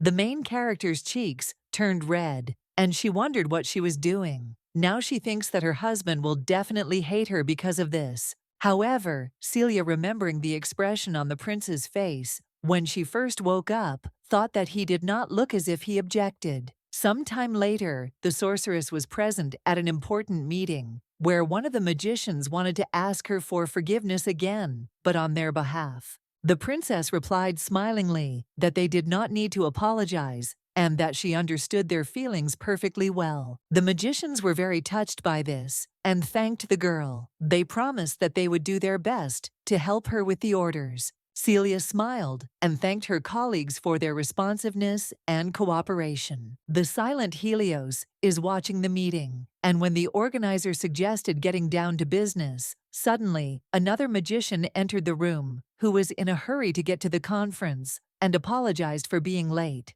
The heroine was delighted when she saw a man named Russell. She said that she had been waiting for him, and he admitted that he had been detained by children in the city. The witch decided to introduce her friend to her husband and said that Count Russell Avenel was one of the magicians who would participate in her project. The wizard told the prince that it was an honor to meet him, and he calmly replied that he was also glad to meet them. After this, the count, squeezing his friend's hands in his, declared that he had been very much looking forward to the day when they would meet again and was glad that everything was fine with her now. The princess blushed and admitted with a smile that she too was glad that he was doing well. The girl invites her friend to come to the table since they need to continue the conversation, to which he readily agrees. Helios has been keeping a close eye on this pair of friends for the last few minutes, not understanding what this strange feeling is that is arising in his soul. After the conference, Celia and Russell were walking down the hallway where the man tells Milady that thanks to her, the condition of their people began to improve. The mage also said that he was worried about the fact that there was no news about her, to which the heiress admitted that she wanted the grimoire to prosper. The lady says that she wants the landscape of her beautiful country to remain unchanged, and when she thinks about her homeland, she is filled with hope, which she wants to give to others. Earl Russell's eyes filled with tears from the girl's sincere desire to make her country a better place, and he called out to his friend in a respectful manner. The princess sighed and told the magician that no one could hear them, so he could stop talking to her so respectfully. He smiled happily and agreed with the lady, after which he congratulated Celia on her return to her homeland. Since childhood,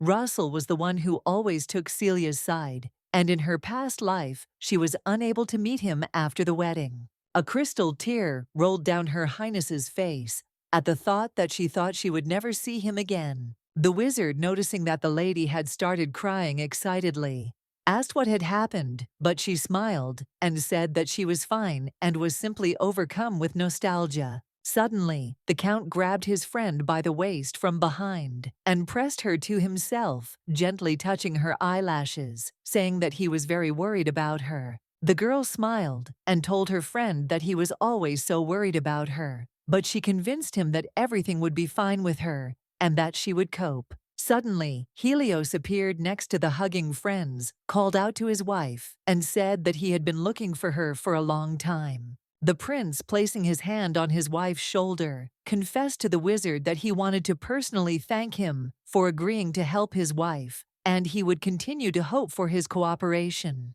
The mage's face showed slight confusion, but he replied that he was only too happy to help her. The young heir invited the sorceress to go with him, to which she agreed. The main character waved sweetly at her friend and promised that they would meet next time. Russell said nothing to the lady. Celia left in a hurry, with her husband leaving her friend alone with himself. The prince and princess had already moved away from the magician, and the sorceress excitedly called out to her husband, hinting that he was still leading her, holding her hand tightly. He immediately realized that he had made a mistake and immediately let go of the girl's hand. The gentleman sheepishly asked his lady for forgiveness, and she modestly replied that he did not need to apologize. Helios, remembering how Celia and Russell flirted with each other, thinks that he could not restrain himself then and ended up going after his wife. He, sadly bowing his head down, asked the girl if she was going to return to Sifos. She, perplexed by such a question, replied that of course she would return, since she had already said that they had only come here for 1 week.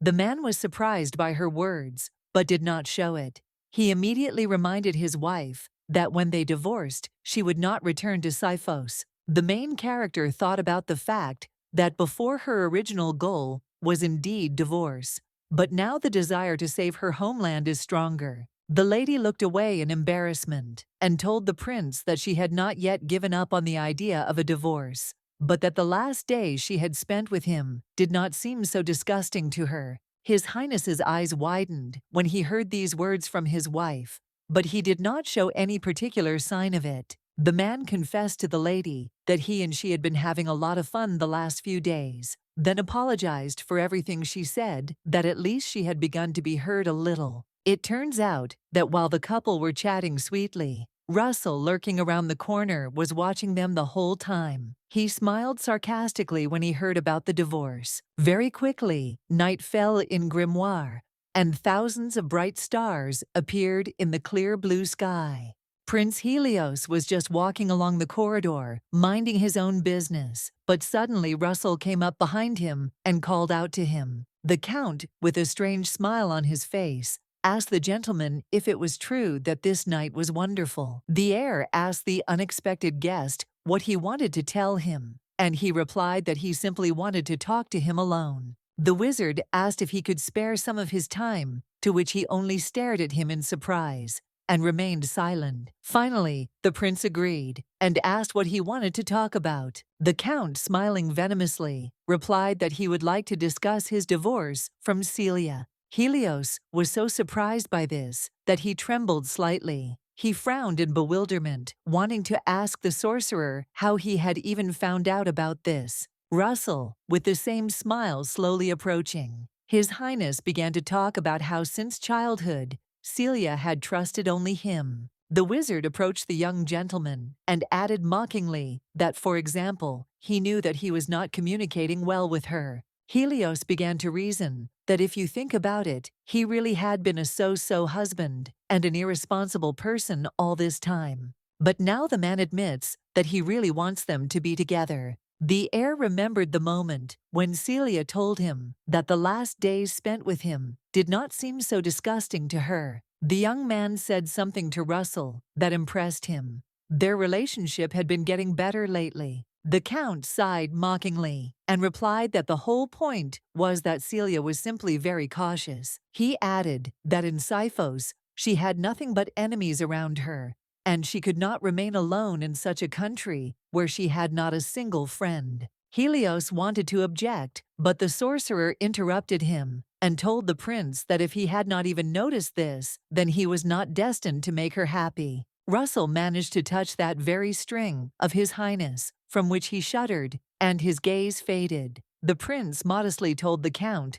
that he allowed himself too much. The magician confidently bypassed his opponent and asked with a smile who Celia would choose. Then Aveno suggests making a bet on this matter. The sorcerer tells the master that they will give gifts to the princess, and she will have to choose the one she likes best. Russell added that if the girl chooses his gift, he will take her back to Grimoire. Hearing this, Helios froze in horror, not believing that this could really happen. The puzzled prince wanted to say that he would never agree to such a thing, but Russell said that if he truly loved his wife, he would easily win. The heir nervously clenched his fist and thought that he really loved Celia, and his feelings were not false. His Highness sternly replied to his opponent that he would emerge victorious from this bet. Russell didn't answer the man, only a sly smile appeared on his face. The heroine and Helios lay down on the bed to fall asleep together. The lady decided to tell about how tomorrow she would prepare the cream together with the Grimoire mages.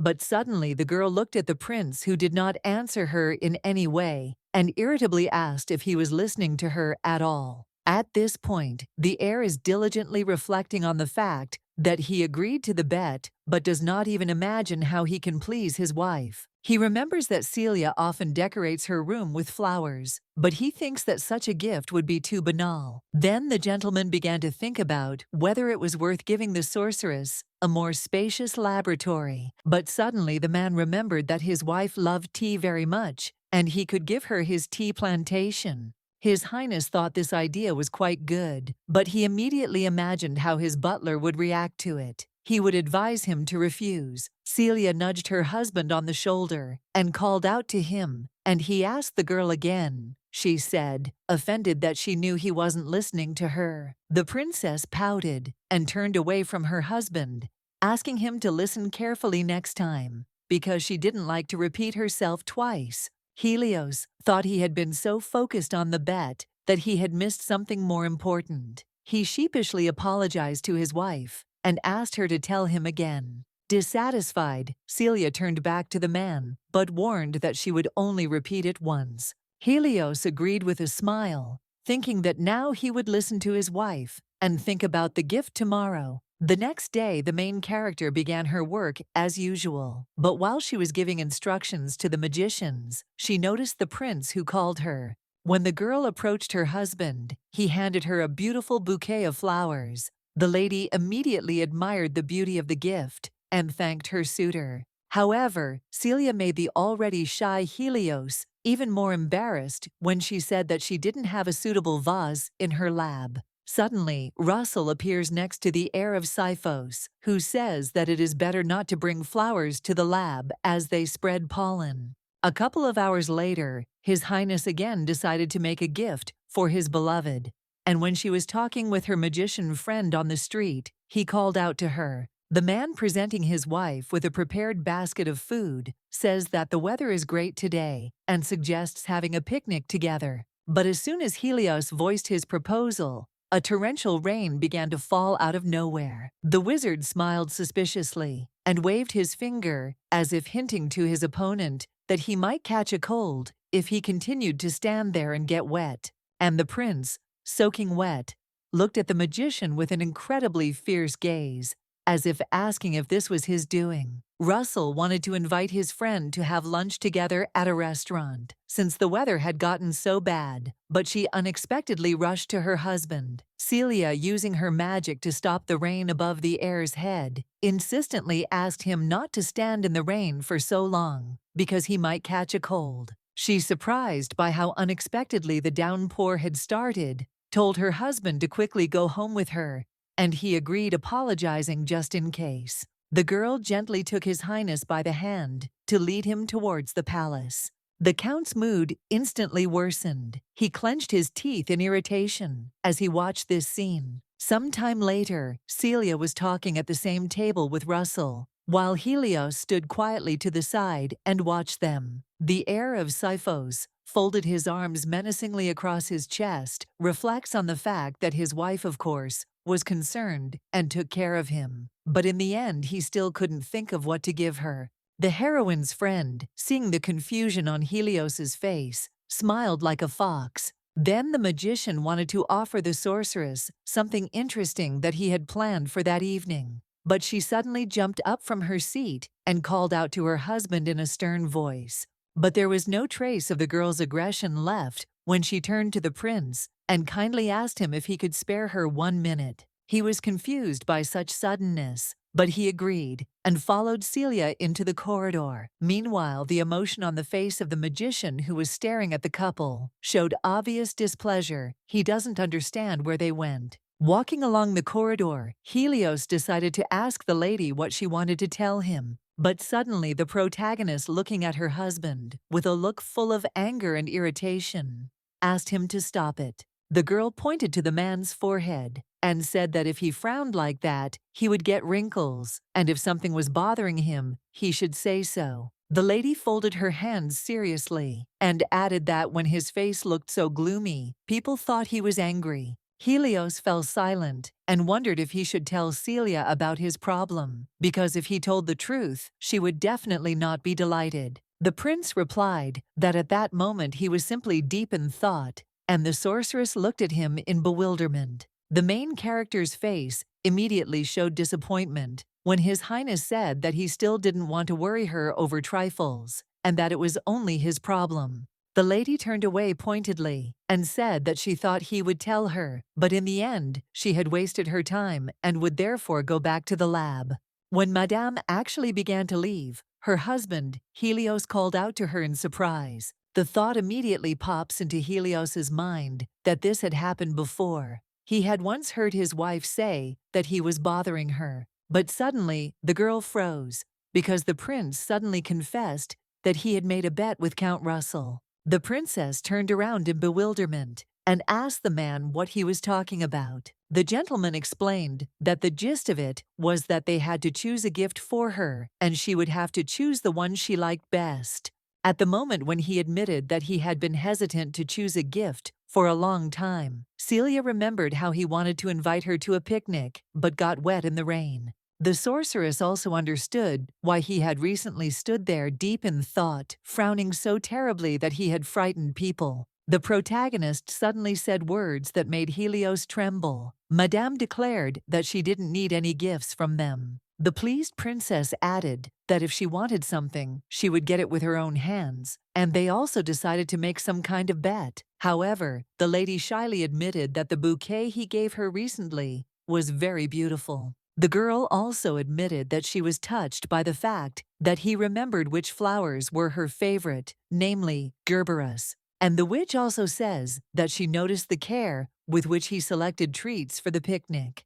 Everything in the basket looked very tasty. However, the girl told her husband that it was definitely not worth competing over this. The next moment, Celia said something that made Helios freeze in amazement. She said that he had begun to understand her better, even without this bet. The man realized what was going on, which made the princess smile. Then the girl suggested that her husband go back to the lab.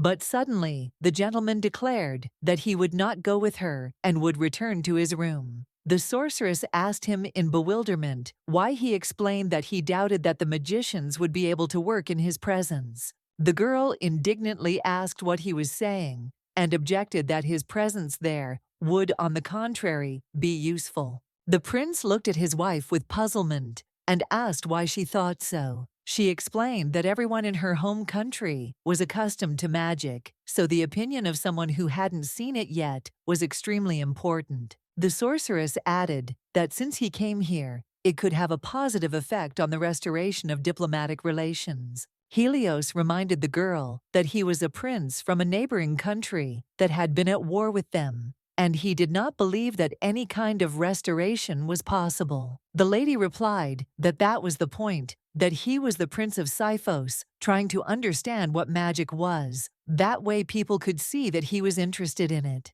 And if the prince continues to do this, then the mages from Grimoire will begin to think that he is not the only one, and that there are also those in Sifos who are interested in this. The heroine explained that this is a small step, which is like a flower sprouting after winter, which will lead them to dawn and a happy future. The young gentleman replied that it was very cool, and admitted that he himself had not thought about it. The protagonist, looking at her husband, thought about the fact that he had not previously been the kind of person who could listen to her so attentively. Before, he would constantly lock her in the castle and just continue to ignore her. That's why Celia hated him and planned a divorce. But Milady realized that now her husband had become somehow different. He now cares about her, and it seems that these are his sincere feelings. And before, he simply did not know how to express his thoughts correctly. Celia, with a smile on her face, told Helios that he was actually a very kind person, and she was sure that everyone would soon understand this. The heir was so surprised that he couldn't keep his mouth shut, but then he remembered that something similar had already happened to him and his wife. When they were in their 6th month of marriage, in one of their duels, the prince received many wounds, and the princess helped him treat his wounds. Suddenly, when the girl was healing the man with magic by touching his hand, the heir abruptly pulled it away and said that was enough. He declared that he did not need any more treatment, and that Celia should not touch his hand, which had destroyed so many lives. But she suddenly grabbed his hand again and objected that this was not at all the case. The girl put the man's hand to her cheek and said that she saw the hands of a kind and gentle man who was trying to protect what was dear to him. The heir of Sifos recalls that when he first killed a man, he thought that he would never be the same again, because with his own hands he took lives from people. But to his surprise, the protagonist, on the contrary, said that he had the hands of a kind person. A soft smile appeared on Helios's face as Celia's words essentially saved him again. He looked at his wife with a sincere, happy look, thanked her, and said that he loved her very much with all his heart. The main character's face immediately flushed, and she awkwardly fell silent. The girl turned away, covering her face with her hands, and the prince, deciding that he had said something strange again, apologized. She said that there was nothing strange about it. Suddenly, the romantic moment of the young couple was interrupted by someone appearing from behind. The unexpected guest called out to Celia. It turned out to be the princess's father, who this time for some reason was not so smiling. Helios, seeing him, wanted to tell him about the event that happened yesterday, but he completely ignored him, silently passing by him. Leaving the heir of Sifos completely bewildered, the man approached his daughter, who asked him what had happened. The father, excitedly touching the girl's shoulder, insistently asked her to get a divorce immediately and return to Grimoire forever. The young gentleman, hearing this, immediately turned around and looked at his wife's father, and the sorceress, in shock, was unable to utter a word. The next moment, the father looked angrily at Helios, hiding his daughter behind his back, who was trying to figure out what had suddenly come over him. It was impossible to describe the surprise the prince felt when he heard from the man that Celia no longer needed to be near him. Russell had been watching the whole confusion from behind a nearby wall, and he heard Celia's father tell His Highness that he knew his daughter was being mistreated in Sifos. A feeling of excitement immediately flared up in Helios's soul, and he asked the man who had told him this. He replied that Russell had told him this, and he believed him otherwise. Why would the sorceress have told him that she wanted to divorce her husband? The heroine wanted to object, but the gentleman said that on the day they arrived at Grimoire,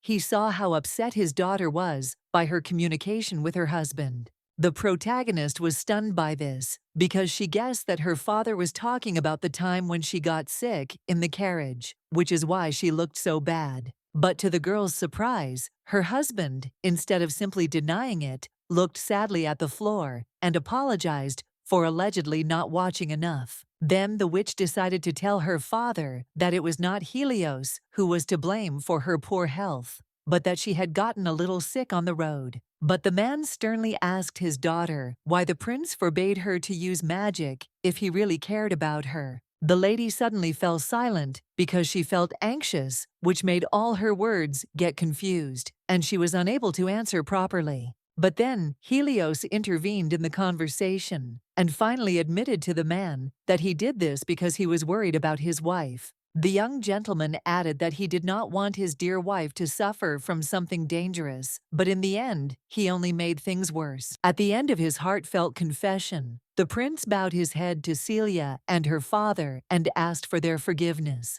The sorceress was very surprised by this, and she also came to the realization that everything her husband did was because he was simply afraid for her. The girl, grabbing her father by the hands, told him that their cooperation in her business was not in vain. Helios supported her endeavors. The main character persistently asked her father to stop accusing her husband of treating her meanly. Mr. Helios was very stunned when he realized how things really were. The man apologized to his daughter for everything and said that it seemed like there had been a misunderstanding, while Russell, hiding behind the wall, gritted his teeth. The young magician was so disgusted to hear this that his hand, trembling with anger, clenched into a fist. He, daring to come out of the shadows, declared in front of everyone that this was not a misunderstanding. Celia, very surprised by the unexpected appearance of her friend, wanted to ask where he came from. But the wizard interrupted her, telling his friend that he had heard everything they had talked about and knew that she wanted to earn money to divorce her husband. Russell admits that 2 knights of Siphos, whose conversation he also overheard, spoke about this. The knights discussed the latest news about the useless princess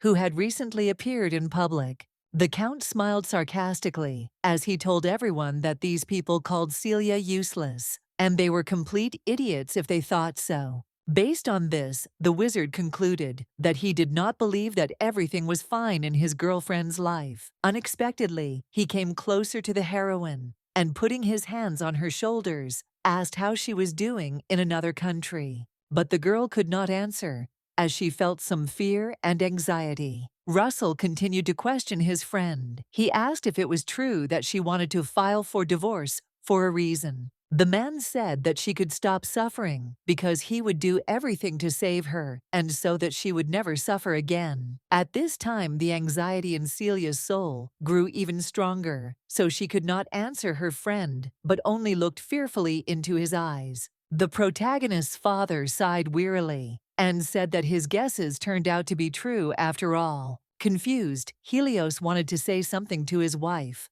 but his father interrupted him and said that he was no longer going to talk to him about anything. Mr. Helios stated in all seriousness that he was taking away his only and beloved daughter. Several hours passed after these events, and a round moon rose in the dark sky. Celia lay down on her bed to fall asleep, but she can't do it because of the endless stream of thoughts that won't leave her head. The girl, thinking about what happened today, was amazed that she and Helios were now sleeping in different beds because of this, although the girl's face remained the same, unperturbed, due to terrible fatigue. Remembering how Russell promised to save her, the lady realizes that she doesn't want her past life to repeat itself, which is why she wanted a divorce so badly. The sorceress, turning her face to the side, hoped to see Helios there, next to her, who was also sleeping with her. But this was only an imaginary picture of what she wanted to see, and in reality, she was all alone. Burying herself under the blanket, Celia thinks that she was given as a wife to the Prince of Sifos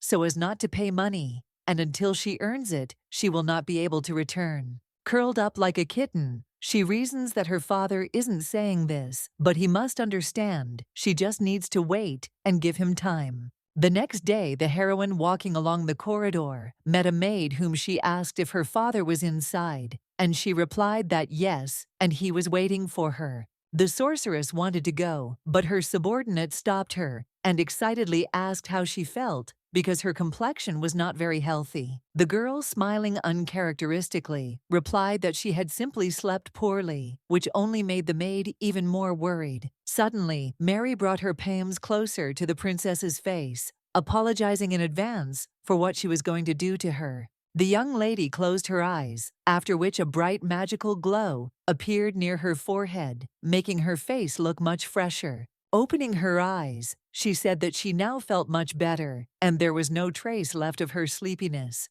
The maid, showing Her Highness her magic pendant, said that the magicians had created this prototype in the laboratory and let her try it out. The girl boasted that even someone like her can use it, and with the help of this magical decoration, you can relieve drowsiness. But suddenly something happens that the two young ladies could not have expected. A loud explosion is heard a few meters away from them, and a huge flame flares up. A stunned Celia and Mary turn towards the sound, confused at what had just happened. Then Helios hurries to the girls with his knight, who asked his wife if she was okay. Coming closer, the worried man repeated his question, and the sorceress answered in a trembling voice that no, but that was not at all important now. The prince, the main character, and the maid witnessed the scene where wounded people were being taken out of the burning part of the palace. Celia, deciding that action was needed, ordered the maid to gather the mages who could put out the fire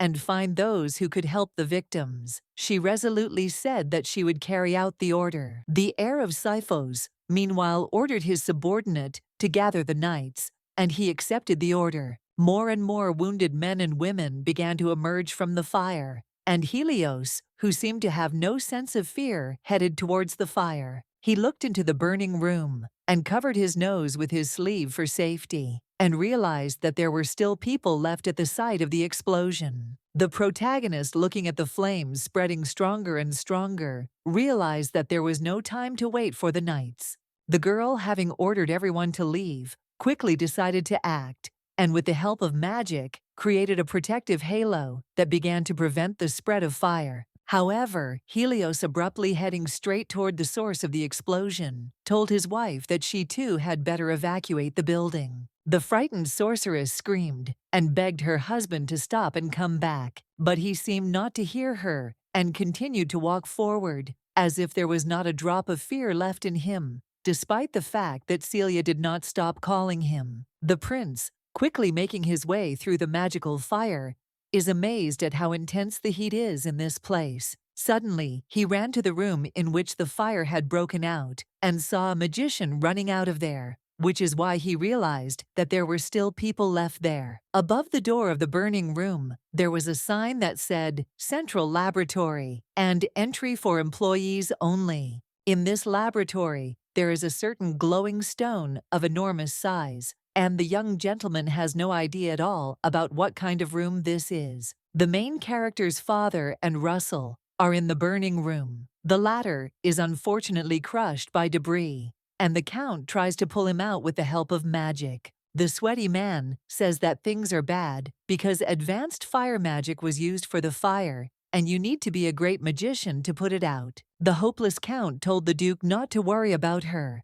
and to quickly leave this place without him. But he said that he couldn't leave it, especially since the exit was blocked by debris. Russell, gritting his teeth in unbearable pain, said that if he used his remaining magical power, he could clear the way for him. But Celia's father said that this was a bad idea, because if he did it, he himself would not be able to get out. The wizard admitted that he did not want Celia to lose someone dear to her. Because of this, he desperately asked the Duke to leave and leave him here to his fate. Suddenly, an incredibly strong man knocks down the door to the room, which was already filled with debris. The stunned Duke and the magician looked towards the exit and saw Prince Helios appear there. The young heir ran up to Celia's father and asked him if he was okay, and he replied that he was, but he might not say the same about his friend. His Highness told the man that he had cleared the exit, so he needed to leave quickly. But the main character's father said that it was dangerous to stay here, and he should leave too. But Helios, ignoring him, headed towards Russell, who was crushed by the debris. The heir of Cephos began to free the magician, removing huge piles of stone from his body, but he oddly enough was very surprised by this. The Count asked the gentleman in bewilderment what he was doing, after which he asked him to leave him there and quickly leave with the Duke. But Helios, continuing to clear away the rubble, replied that he couldn't just leave it there. Russell, his head bowed in defeat and his teeth clenched in anger, wondered why his opponent was so eager to help him. In the end, he shouted to the prince that he could not allow himself to be saved. He was completely tormented by his sense of pride. The wizard, closing his eyes, as if already resigned to his fate, told the heir at last that he was leaving Celia to him. But suddenly, Helios, holding a piece of the wall with one hand and grabbing the victim with the other, angrily ordered Russell to shut up. The magician did not expect such a turn of events, so he looked into Helios's face with his mouth open. His Highness asked what the hell pride there could be if he also wanted to make Celia happy, and he was also a dear person to her. Before Russell could answer, a terrible roar was heard, which made the prince realize that they had little time left. Then something unimaginable happens. Helios, throwing the Duke over one shoulder and the exhausted wizard over the other, rushed to the exit. The magician at this moment thinks about the fact that at that time his friend defended her husband, so he had to show up and answer, because he was thinking how she could defend someone she wanted to divorce. Russell felt so bad, his face twisted, as if he had tasted a lemon. He realized that the Prince of Cephos had been worthy of Celia from the very beginning. Very quickly, Prince Helios carried the victims to a safe place, to the street where the main character was already waiting for them. The princess, as soon as she saw Helios, immediately screamed his name desperately and rushed towards him. The girl hugged her dad, her friend, and her husband, at once tearfully saying that she was very glad that everything worked out and they remained alive. Helios was very pleased to feel his wife's love and excitement, so a soft smile appeared on his face. The sorceress, wiping tears from her eyes, asked the men to show her their wounds so that she could heal them. The prince said that he was fine, but those he brought were not feeling well. But then Russell approached the gentleman and told him that Celia was a great magician, and he should see her in action at least once. In response to this, he simply remained silent and only looked at his friend in bewilderment. Russell, Helios, and the Duke crouched on the ground, and the protagonist created a large magical halo. Thanks to the girl's magic, the wounds on the body of the heir of Cephos and on other men began to heal quickly. The young prince's eyes lit up from what he saw. The man sincerely said that Celia's magic was very beautiful. The Count smiled and told the gentleman that her magic was the most beautiful in the entire grimoire. He thoughtfully admitted that he hadn't even thought about it. The magician agreed with him, then added that he had lost to him there. The prince angrily asked what that meant. The sorcerer laughed and said that he was just joking, after which he sincerely thanked his friend for saving him and promised that he would never forget it. Helios did not answer, but only showed the Count his joyful smile. But suddenly, the young gentleman thought about something and said that all the ready-made creams and the ingredients for its creation had burned to the ground. The prince asked his wife if they would stop production for a while. Celia replied that everything was fine because she had some ingredients left that she kept in stock, and if they started production now, they could make it on time. But then suddenly, a woman runs up to the married couple and tells them of trouble. There was also a fire in the warehouse, Stunned Celia and Helios both screamed and asked their aunt what she had said. Very quickly, the princess, along with her family servants and the injured magicians, came to the warehouse, from which only ashes remained. The main character, looking at the charred debris, excitedly says that it was definitely arson because everything looks too suspicious. Russell asked his friend who could use such powerful magic, which was not weaker than even her magic. The girl agreed, but added that if you use the magic amplification stones from the central laboratory, even an ordinary magician can strengthen his spells. Suddenly, Helios's memory flashes back to the moment when he saw a magician running out of a littered room, who seemed suspicious to him. The prince, pointing his finger at the suspect, who was in the crowd next to them, says that he saw this magician running out of the laboratory. This same wizard first shuddered with fear, but then furiously declared that they were accusing him without any evidence. But the heir of Siphos replied that he did not want him to misunderstand him, and only wanted to know if he had seen anything. The suspected wizard shouted out that, no, because he ran from there as best he could to survive in that fire. But His Highness was not going to just leave the magician alone. He calmly asked what he was doing in the central laboratory. Then, the young man began to nervously prove to Helios that he was wrong, and that he did not go into the central laboratory, but simply passed by. The magician added that no matter how he justified himself, he would still be suspected, to which the prince said that he did not doubt the innocence of people with an alibi. But the heir says that if someone destroyed all the efforts of Celia and other magicians, and therefore the man asks for help from the wizard to reveal the truth, the suspect became even more nervous and replied that he was very sorry, but he had nothing to tell. After this, the magician decided to leave quickly, but suddenly someone deftly grabbed him by the wrist. It turned out to be Russell, who, judging by his expression, was unhappy with what was happening. The count tells the young man that they found a fragment of a stone in the central laboratory to enhance magical power. He also explained that he kept it a secret from everyone, but it had a special spell placed on it, and the stone could only react to the person who had recently used it. The suspected wizard's face immediately showed fear when Russell asked him to hold the stone in his hand before leaving. As soon as the stone of enhancing magical power was in the guy's hand, it immediately lit up with a bright blue color. Avignon looked down in disappointment, sighed, and calmly asked the wizard to explain. The culprit of the incident, sweating from fear, admitted that he had set the fire because he did not want them to help the murderers who had destroyed their homeland. Celia's father, frowning angrily, asked the magician what he himself was going to do, and how he was better than the murderer. The criminal began to tremble and sweat even more when the man added that it was unforgivable. The enraged duke took the instigator of the fire away with him, and Helios wanted to say something to him, but could not. The main character, along with her maid, her husband, and a team of magicians, were clearing away the rubble after a fire. Here the maid told the young lady that she had found something interesting: the last bottle for making cream. Celia sadly noted that this discovery would not make things any easier for them, and even if they ordered everything they needed now,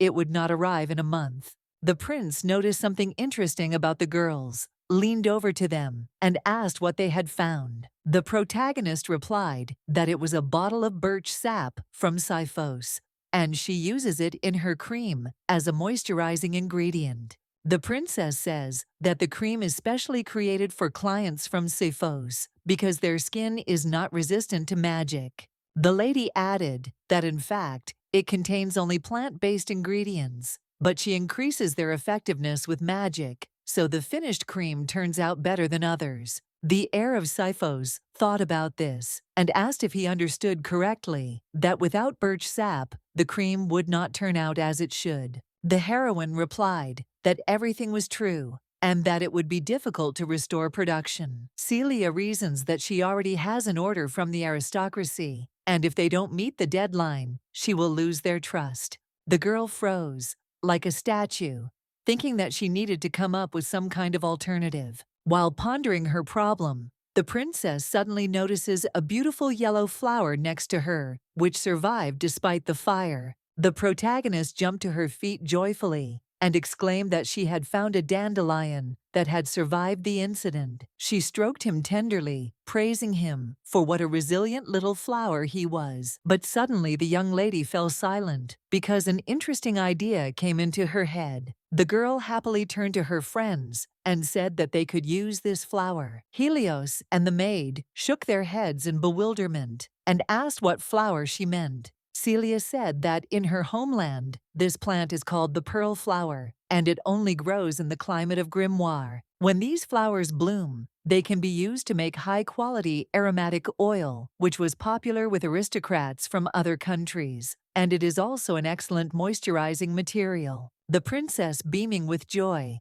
said that if they contacted the flower girl, Sarah Margaret, they could purchase these pearl flowers from her. But then, Russell, after thinking for a moment, told his friend that he didn't know any Sarah Margaret. The heroine was extremely embarrassed and replied that she had only recently found out about it. In her mind, the girl thought that it was not surprising that no one knew Sarah since she was only 15 years old now. After some time, the protagonist, along with her husband, maid, and guard, arrived at Margaret's garden, where they were walking with its owner. However, the simple gardener, smiling shyly at the honored guests, does not understand why the princess and the prince suddenly came to her. Celia, looking at the beautiful flowers that Sarah grew, says that she takes very good care of them, and they look just wonderful. The girl thanked the lady for the compliment, but thinks that she still feels awkward and scared. But still looking at Helios's gloomy face,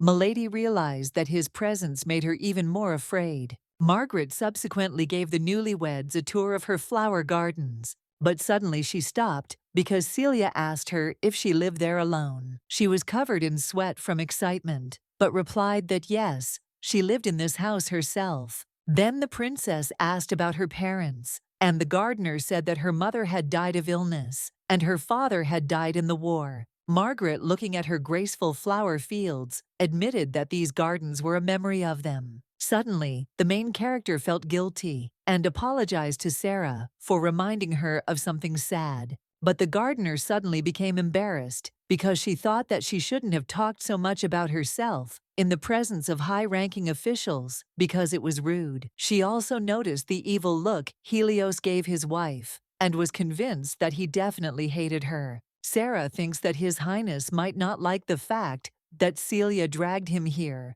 After all, he is from a former enemy country. Milady thought about this so much that she left the guests stupefied. The protagonist decided to ask the flower girl if she had any problems with such a large flower field. She replied that the local baron was helping her, so she had no problems. Margaret, with a flutter in her heart, shared with Celia that he had recently even invited her to dinner, and the heroine, listening to her story, thought that she was worried about the fact that she was working alone. But it seemed that this man favored her, and there was nothing to worry about. But suddenly, Margaret spoke of something she had forgotten to tell them. And then the princess drove her thoughts away and turned her attention to her. The gardener asked the gentlemen if they would like to look at the pearl flowers that would soon need to be picked. Celia, with sparkles in her eyes, replied that she would very much like to see them. Then Sarah smilingly asked the lady to follow her, and they would come to the right place. However, before the flower girl had even taken 3 steps,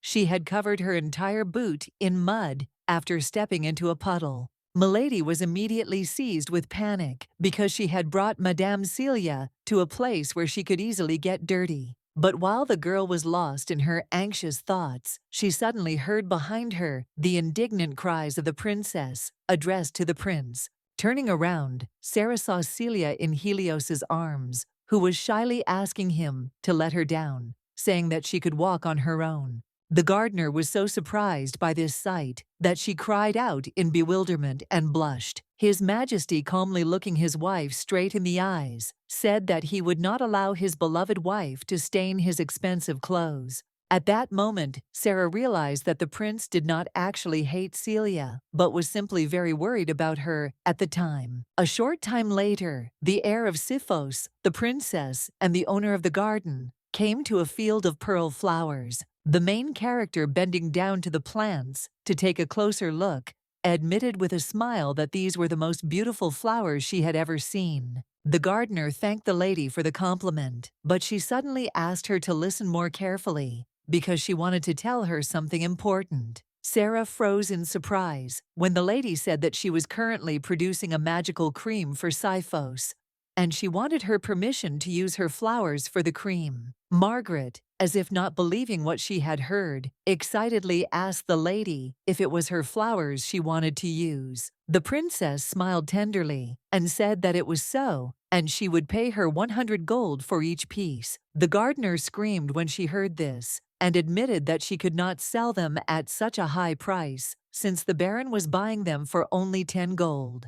Celia's joy immediately disappeared somewhere, and she disappointedly asked the girl again if this man was really buying her flowers for 10 coins. She replied that this was true, and then thought about what she had said wrong. The heroine explained that pearl flowers are a very expensive plant that grows only in the highlands, and they require a lot of attention and care. The lady angrily declared that it was very strange that the baron was buying them at such a low price. The gardener felt very awkward and replied that this could not be true. The girl says that the baron told her that due to new technologies, it has become easier to grow these flowers, so their average price is 20 gold. Celia was very surprised that such expensive flowers were priced so cheaply. She grabbed her head and said that last year they cost 80 gold, and you can't buy them anywhere for less. Sarah's world collapsed under her feet when she heard this. Milady asked the lady if it meant that the baron had been deceiving her all this time. The princess remained sadly silent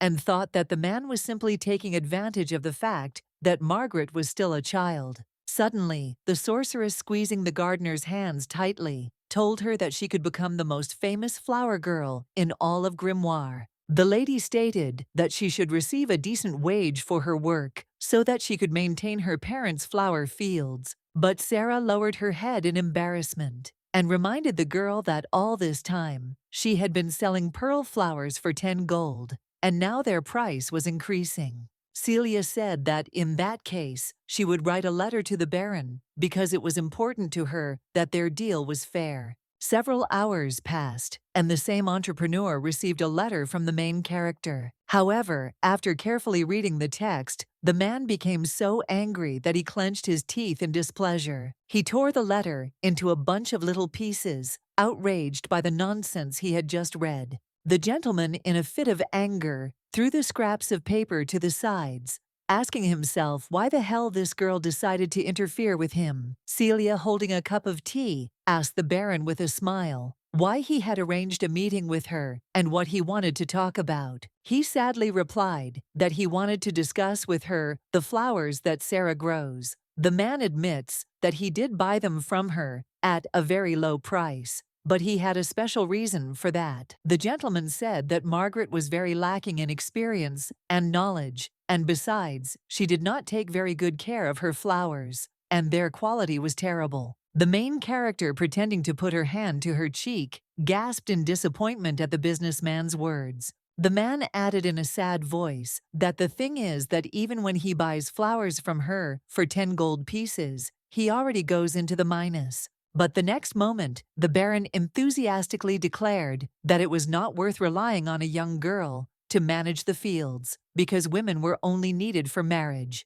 The sorceress trembled slightly when she heard these expressions, and her brow furrowed in confusion. But when the businessman asked the princess if she agreed with his opinion, she laughed sweetly and said that anything was possible. A sly smile appeared on the businessman's face because he believed that his guesses were correct. Celia was just a fool who believed everything he said. After some time, the baron's subordinate came into his office and handed the gentleman a prepared report on sales for the last month. Thoughtfully taking the document in his hands, the man assumed that the profit in the last 30 days should also be good. He, remembering the main character, thinks that they talked about her as a great magician, but she turned out to be an ordinary fool who no longer bothers him. Turning the page and looking at the report, The businessman decided that Sarah's flowers were the easiest money to make, and he did the right thing by shutting Celia up. However, after reading the text on the paper more carefully, the Baron cried out in displeasure and asked his subordinate why sales had fallen by half. The guy says in a frightened voice that a new shop has opened in town that sells pearl flowers, and they are much fresher than the ones they sell. The businessman clenched his jaw in rage and, with trembling hands, brought the sheet of paper with the report closer to his eyes, as if he couldn't believe what he was seeing. The man slammed his fist on the table and shouted that there couldn't be flowers fresher in that shop than theirs. In a fit of anger, he threw the documents with the report in different directions, asking who the owner of that shop was. The subordinate, barely dodging the papers falling from the ceiling, said that those flowers were sold by a young girl. But the Baron angrily shouted that this was some kind of nonsense, after which the servant asked for forgiveness and fell silent. The businessman stood up abruptly from his chair, deciding that he would check out what kind of store it was himself, since that girl had a secret for keeping flowers so fresh. The man, seething with rage, promised himself that he would find this scoundrel and burn her along with her flowers. Meanwhile, the bazaar in the capital of Grimoire was already bustling with life. A crowd of citizens were strolling along its streets and looking for goods. Among them moved the Baron, whose bitterness frightened those around him to the point of horror. Gritting his teeth and bulging his eyes in anger, he began to look for the very shop to which most of his customers had moved. But suddenly his gaze falls on bunches of pearl flowers, and the man realizes that he has found this store. Seeing the price of these plants, 150 gold pieces, the businessman was horrified and wondered who would buy them at that price. Noticing a certain young girl standing next to the pearl flowers, the gentleman angrily called out to her. When Milady turned around in bewilderment, the man realized that it was his friend Sarah. He was completely perplexed by what she was doing at the market. The Baron irritably asked Margaret what this all meant and why she was selling flowers on her own if she had been working with him all this time. She sighed and replied that it was because she couldn't depend on him all her life. Suddenly, the businessman, waving his hand at Sarah, shouted menacingly that this was complete nonsense, and she was obliged to sit silently and sell her flowers only to him. But then, out of nowhere, the main character appeared, who, with the help of her magic, stopped the master's hand, which he wanted to hit the girl with. The princess, holding the Baron with magic, told him that all this time he had only been using the flower girl and had no right to raise his hand to her. The businessman, frightened, pulled back and stroked his aching hand, and with a smile told Celia that they had seen each other recently, and he had told her the reason. Suddenly, the protagonist asked with frightening calm if he meant it when he said that Sarah's flowers were of poor quality.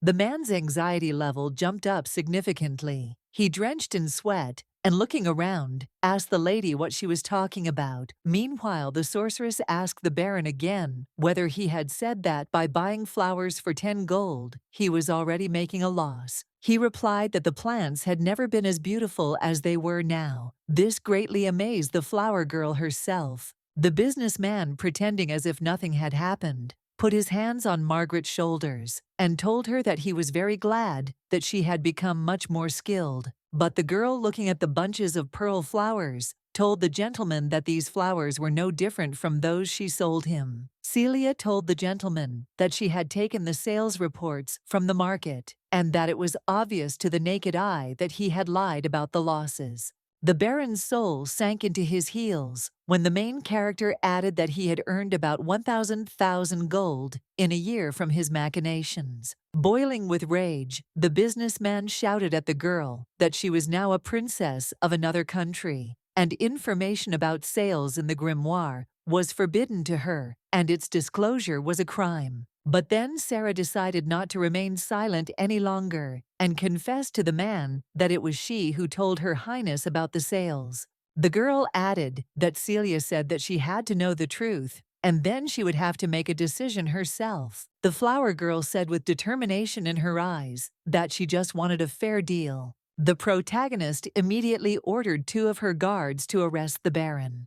The guards took away the swindler, who continued to loudly complain and tell the princess that he would definitely take revenge on her. The sorceress, realizing that one of her problems had been solved, sighed with relief. Sarah decided to apologize and tell the lady that she should not have negotiated for her, although she relied on her very much. The young lady waved her hand and replied sheepishly that she had no reason to blame herself. However, the girl said that this was not true, because she could not be independent if she always relied on others. Milady enthusiastically confessed to Miss that this was why she had decided to learn more about trading. Looking resolutely at her clenched fist, she added that she would defend the fields dear to her with her own strength. Sarah's firmness in her intentions and self-confidence brought a pleasant smile and pride for her friend to the face of the main character. It was a dark night. A small boy in a stylish suit and with a lollipop in his hand, playfully swinging his leg from side to side, told his interlocutor that His Highness would return tomorrow. Sitting opposite the young man was Grid, who told him that there had been an explosion in the laboratory and asked the boy if Celia had been hurt.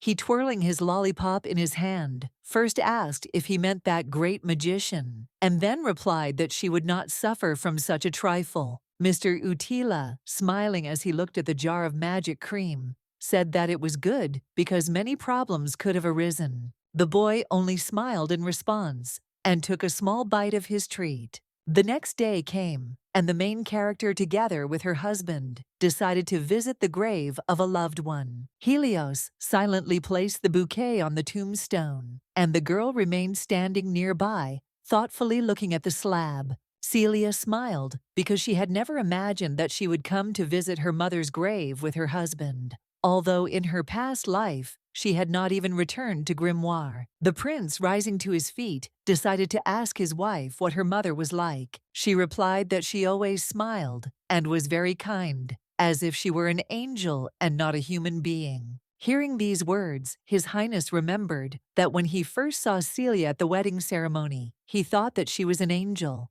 The man smiled when he realized that it turns out his wife looked a lot like her mother. He looked at the grave with a smile and told the princess that he would like to talk to her mother. The protagonist, looking at her husband, thought about how her mother would react when she saw Helios. A couple of hours later, a carriage was prepared for the prince and princess to be sent to Sifos, and the newlyweds themselves decided to say goodbye to everyone before leaving. The Duke, holding his daughter's hands, excitedly said that he would like her to stay with them a little longer. The girl answered with a smile that she would come back, so she asked her father not to miss her so much. The man, barely holding back his tears, wanted to say something, but suddenly Russell smilingly told him that if he made Celia cry, the spell he had cast would be activated. This frightened the gentleman very much. The magician's words stunned Helios as well, but the next moment the magician, laughing, said that he was just joking. He, looking into the prince's face, said that even if such a curse existed, it would never be activated. Celia's father, patting His Highness on the shoulder, said that this was so. Meanwhile, the main character, looking at her dad, husband, and friend in bewilderment, does not understand when these three managed to get along so well. Suddenly, Russell suggested to his friends to change the subject and said that information had appeared about the arson of the laboratory. The sorceress, along with Helios and her father, were shocked when the magician added that there were several criminals. Her Highness asked the man in shock how this was even possible. Russell said that each of these criminals was forced by someone else, and before they even noticed, their bodies began to move on their own. The main character, having thought, logically assumed that someone could have forced them. The magician replied that this was so, and showing a black smoke coming from the tip of his finger, added that at the site of the arson, he had found such traces of magic. Celia was in extreme shock, then shouted that it was black magic. The wizard told his friend that she had come to the absolutely correct conclusion. Helios asked his wife what this meant, and she said that if you make a deal with the devil, you can get a huge supply of magical power. This magic is forbidden, and the mind of the user of black magic is under the control of the devil. The use of such magic has been prohibited for several years. Until this time, it was believed that there were no more practitioners of black magic, but now someone suddenly needed it. The Duke thoughtfully asked if the real culprit's goal was so important to him that he was ready to break the ban. Russell added that the criminals also had information that only people from Sifos could know. Helios asked excitedly if this meant that the real culprit was hiding in Sifos. The magician replied that this was so.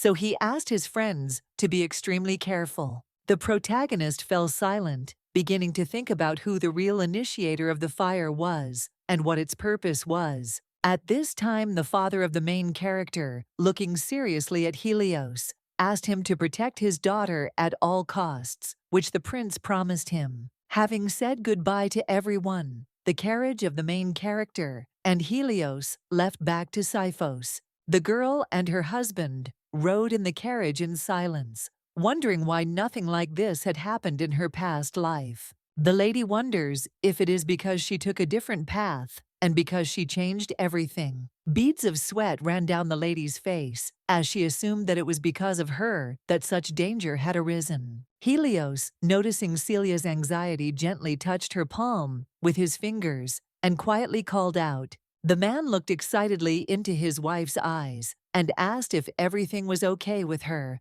The sorceress was about to answer, but suddenly the carriage shuddered in some way, which greatly frightened the young couple. The prince, seeing that the girl had lost her balance, rushed to her aid. Celia closed her eyes and felt that the carriage was now moving smoothly and calmly. She did not understand what had just happened. But as soon as the princess opened her eyes, she saw Helios in front of her, hanging over her and holding her by the waist with one hand. His Highness and the main character were so confused by this unusual situation that they could do nothing but look at each other in bewilderment and blush. But then the carriage doors are opened by an alarmed Mary, who informs the gentleman that an earthquake has occurred. The girl wanted to ask the newlyweds if they were hurt, but seeing how close the two were to each other, she immediately fell silent. The maid looked away in embarrassment and apologized, but Celia, rushing towards her, declared that she had simply misunderstood everything. The young heir was left to watch as his wife calmed down her subordinate,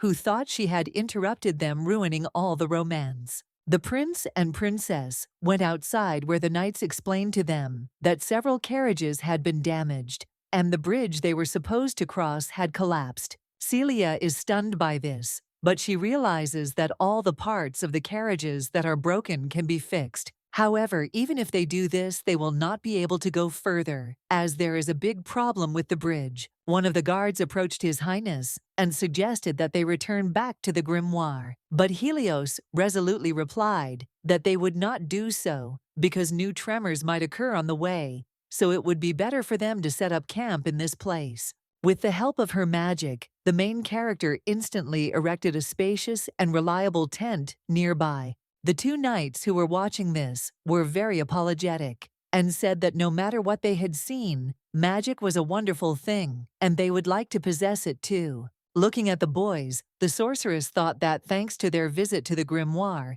the knights began to treat witchcraft more softly. The girl was very pleased to realize this fact, so she smiled silently. But suddenly the lady's bright thoughts were interrupted by her inner voice, which asked if she was really okay with this. The imaginary person asked Celia if she thought there was danger hidden behind the knight's ordinary interest. A look of genuine horror appeared on the sorceress's face when the voice said that the black magician could be somewhere nearby and all the people around her would die. The lady was pulled out of her thoughts by her husband, who asked the guards why they were standing around doing nothing. They sheepishly apologized and said that they were already getting down to work. Helios seemed somehow bewitching to the princess. His disheveled black hair and sweat running down his skin made the man's appearance so attractive. Noticing his wife's intent gaze, the gentleman asked if everything was okay with her, since she looked tired, to which she, embarrassedly turning away and frowning, said that everything was fine. The lady admits that she thought about looking for materials to repair the carriages. The prince did not like this idea at first, and he anxiously asked his wife not to do this and just stay here. But the next moment he fell silent because he realized that he couldn't answer like that.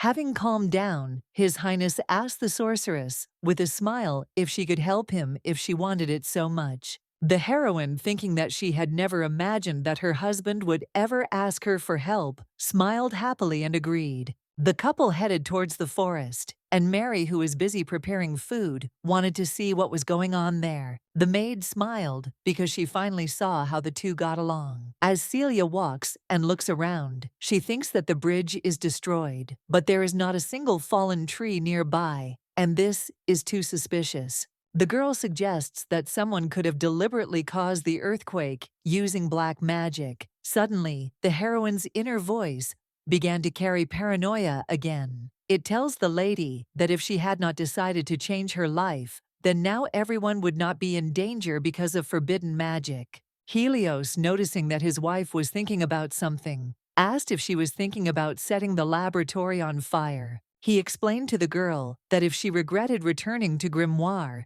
then she was very much mistaken, and together they would find a way to protect their future. The main character nervously clutched the fabric of her dress, thinking that you can't move forward if you regret your past. The lady smiled tenderly and agreed with her husband, realizing how reliable he had been all this time. The prince, looking at his wife, also smiled and thought that her smile was still incredibly beautiful. The man was about to suggest that the lady return to the camp, but suddenly a cry for help was heard too, which the young couple immediately responded. The heir quickly realized where the voice came from, and together with the sorceress, he ran to the destroyed bridge on which the man was hanging. Seeing the unfortunate man dangling on the edge of the cliff, the protagonist and Helios gasped in shock. It turns out that there is a little boy on the edge of the abyss who, bursting into tears, desperately asks for help. Helios shouted to the child that he should not worry and that he was already on his way to help him. The prince had already started running to help the baby, but at one point he froze because he was wondering whether he would make it in time at all. Suddenly, Celia asked her husband to stop and, armed with her magic, said that she would now save the boy herself. The boy was stunned with shock when he realized that his body was floating through the air. His Highness, also stunned, asked the girl if the boy had really flown, and she answered with a smile that he had, and with the help of her flight magic, she would transport the unfortunate boy to a safe place. Bringing the child closer to her, the sorceress weakened her magic, causing the baby to fall, but the lady caught him right in her arms.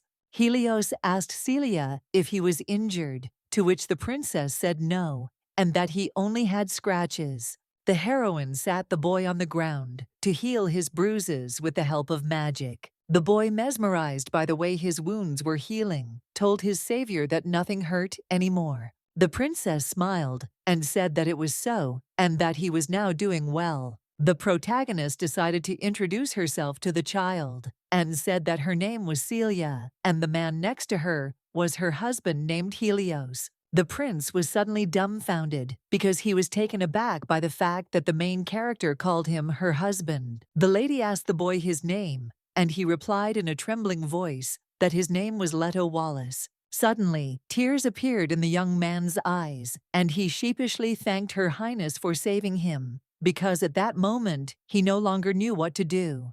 The boy threw himself into Celia's arms, saying that she was his savior and sister, which greatly puzzled the lady. Helios was very upset by this and reminded the child that she was the princess of Sifos, but the sorceress said that everything was fine. The man did not object any further, but the displeasure on his face was still noticeable. But suddenly the gentleman notices the boy's strange look at him as he smiles sarcastically. This greatly surprised and angered the man, but he did not speak about it out loud, but simply remained silent. The couple and their child arrived at their camp, where everyone was busy with important matters, and Celia was entertaining the victim with conversation. The girl handed her little friend a lollipop, which made him very happy, and exclaimed that he really loved sweets, He thanked the princess with a smile, then said that no matter how much he trained, he still couldn't use magic. The heroine encouraged him, saying that everything was fine, and if he trained, then someday everything would work out. The boy's eyes sparkled, and he called Celia his sister and thanked her. Leto asked the lady to show him more magic, and Helios, like the other knights, was moving firewood, occasionally glancing at his wife and the young man. The protagonist fulfilled the baby's wish and began to show different animals in the air with the help of her charms. The prince, looking at them, thinks that his beloved will surely get tired if she uses her magic for so long. Here, His Highness, squatting down next to the boy, asked him if he wanted to play with him. Leto was surprised at first, but then said that his sister was enough for him, after which he grabbed Celia's sleeve and stuck his tongue out at the man. The heir of Sifos was quite taken aback by this, but quickly put the child on his back and walked towards the forest, asking him not to be so harmful. The disgruntled youth tried to hint to the gentleman that he did not like it, but he continued walking, saying that he had found a place nearby with a beautiful view. Celia smiled as she looked at her husband and thought that if he wanted to play with the boy so much, he would become a great father in the future. But suddenly, a blush flared up in her cheeks because she caught herself thinking that she was seriously thinking about such things. The sun quickly set behind the horizon, and the sorceress, along with Helios and the maid, spent time by the fire entertaining the boy. Leto, holding a fragrant shashlik in his hands, sadly says that his dad is probably very worried about him. Celia stroked the baby's head and said that he would definitely come home tomorrow. Helios, watching the boy from the side, thinks that at first glance he seems like a very good boy. Suddenly, barbecue sauce dripped onto Leto's clothes, and Celia, seeing this, screamed in surprise. The girl headed toward the tent with a smile, saying that she would bring the child a change of clothes. Then the prince remembered that he had a handkerchief hidden in his pocket, which he handed to the poor fellow. But the young master suddenly threw the handkerchief into the air with his unclean magic, which greatly stunned His Highness. Having pulled off this maneuver, the rag landed right in his palm, and the little sorcerer himself smiled slyly. Humming a song, Leto began to wipe the sauce off his clothes, and Helios was stunned because the boy said he couldn't use magic. After this, the main character returned to the guys with new clothes, and the prince immediately wanted to tell her about what had just happened. But the man didn't succeed because the boy interrupted him, joyfully exclaiming that he had been given a handkerchief. The princess was surprised by this, and she thanked Helios, but he himself, looking at Leto with puzzlement, wondered what kind of strange feeling had appeared in him. Night fell, and the protagonist and her husband moved into the tent where they were already preparing for bed. Celia closed her eyes because her heart was beating suspiciously fast when she realized that she would be alone with her husband. The lady's memory became clearer as she watched Helios stand so close to her that she could feel his breath on her lips. A scarlet blush appeared on the sorceress's face because she realized that as soon as they arrived together at Grimoire, everything seemed to have turned upside down. At this time, His Highness is diligently discussing why the boy lied about not being able to use magic. The man decided to turn to his wife and said that he wanted to talk to her about Leto. Celia turned sharply towards him, but the blush on her cheeks still adorned her face. Helios, seeing this, put his palm to the girl's forehead and excitedly asked if she had a fever. Thinking that it was all about the boy, the prince explained to his beloved that it was of course normal that she was worried about his health, but there was no need to overexert herself with magic. But the princess, shyly lowering her gaze, said that this was not the matter at all. His Highness was taken aback and asked what it was then, but the heroine did not answer him. The lady blushed even more, lowering her innocent gaze to the floor. Helios was surprised by this because it dawned on him that the reason for the lady's confusion lay in himself. The prince gently touched his wife's hair with his finger, tenderly tucking one strand behind her back. The girl looked at him, and the gentleman, bending down to the lady, brought his palm closer to her face. Suddenly, Leto appears at the entrance to the tent, followed by a frightened maid. The newlyweds were so frightened by his appearance that they shuddered. Celia smiled and sweated with shame, and the boy, boldly walking towards her, asked if they could sleep together tonight. Mary, having bowed to the lady several times, apologized and said that she could not stop the boy in any way, but the sorceress declared that everything was fine. The princess allowed the child to sleep with her, which he was initially happy about, but then looked with some disdain at the stunned Helios. A moment later, the boy's duplicity seemed to evaporate, and he, smiling happily, thanked the princess. Leto sat down next to the heroine on the sofa, and Celia, looking at him, thought that maybe it was for the best that he came to them. But suddenly the lady's face flushed again when she remembered what had happened between her and Helios a moment ago, and what would have happened next if the child had not burst into their tent. Suddenly, the protagonist noticed something strange about the young man, causing her to call out to him in bewilderment. The girl was puzzled by the mysterious dark symbol on the boy's back. The lady excitedly asked the young gentleman why there was a mark of black magic on his skin. Helios, hearing the words about black magic, trembled warily and began to sweat. The boy abruptly covered his back with his clothes, as if he didn't want them to see it. But the heroine, placing her hand on the young man's shoulder, said that he need not worry and that they would listen to him. Leto admitted that because he could not use his magic, his father taught him black magic. The protagonist is very shocked by this because she cannot believe that the boy is only 10 years old, and his dad has already taught him forbidden spells. The boy, smiling at his hands, says that since then he can use a little magic.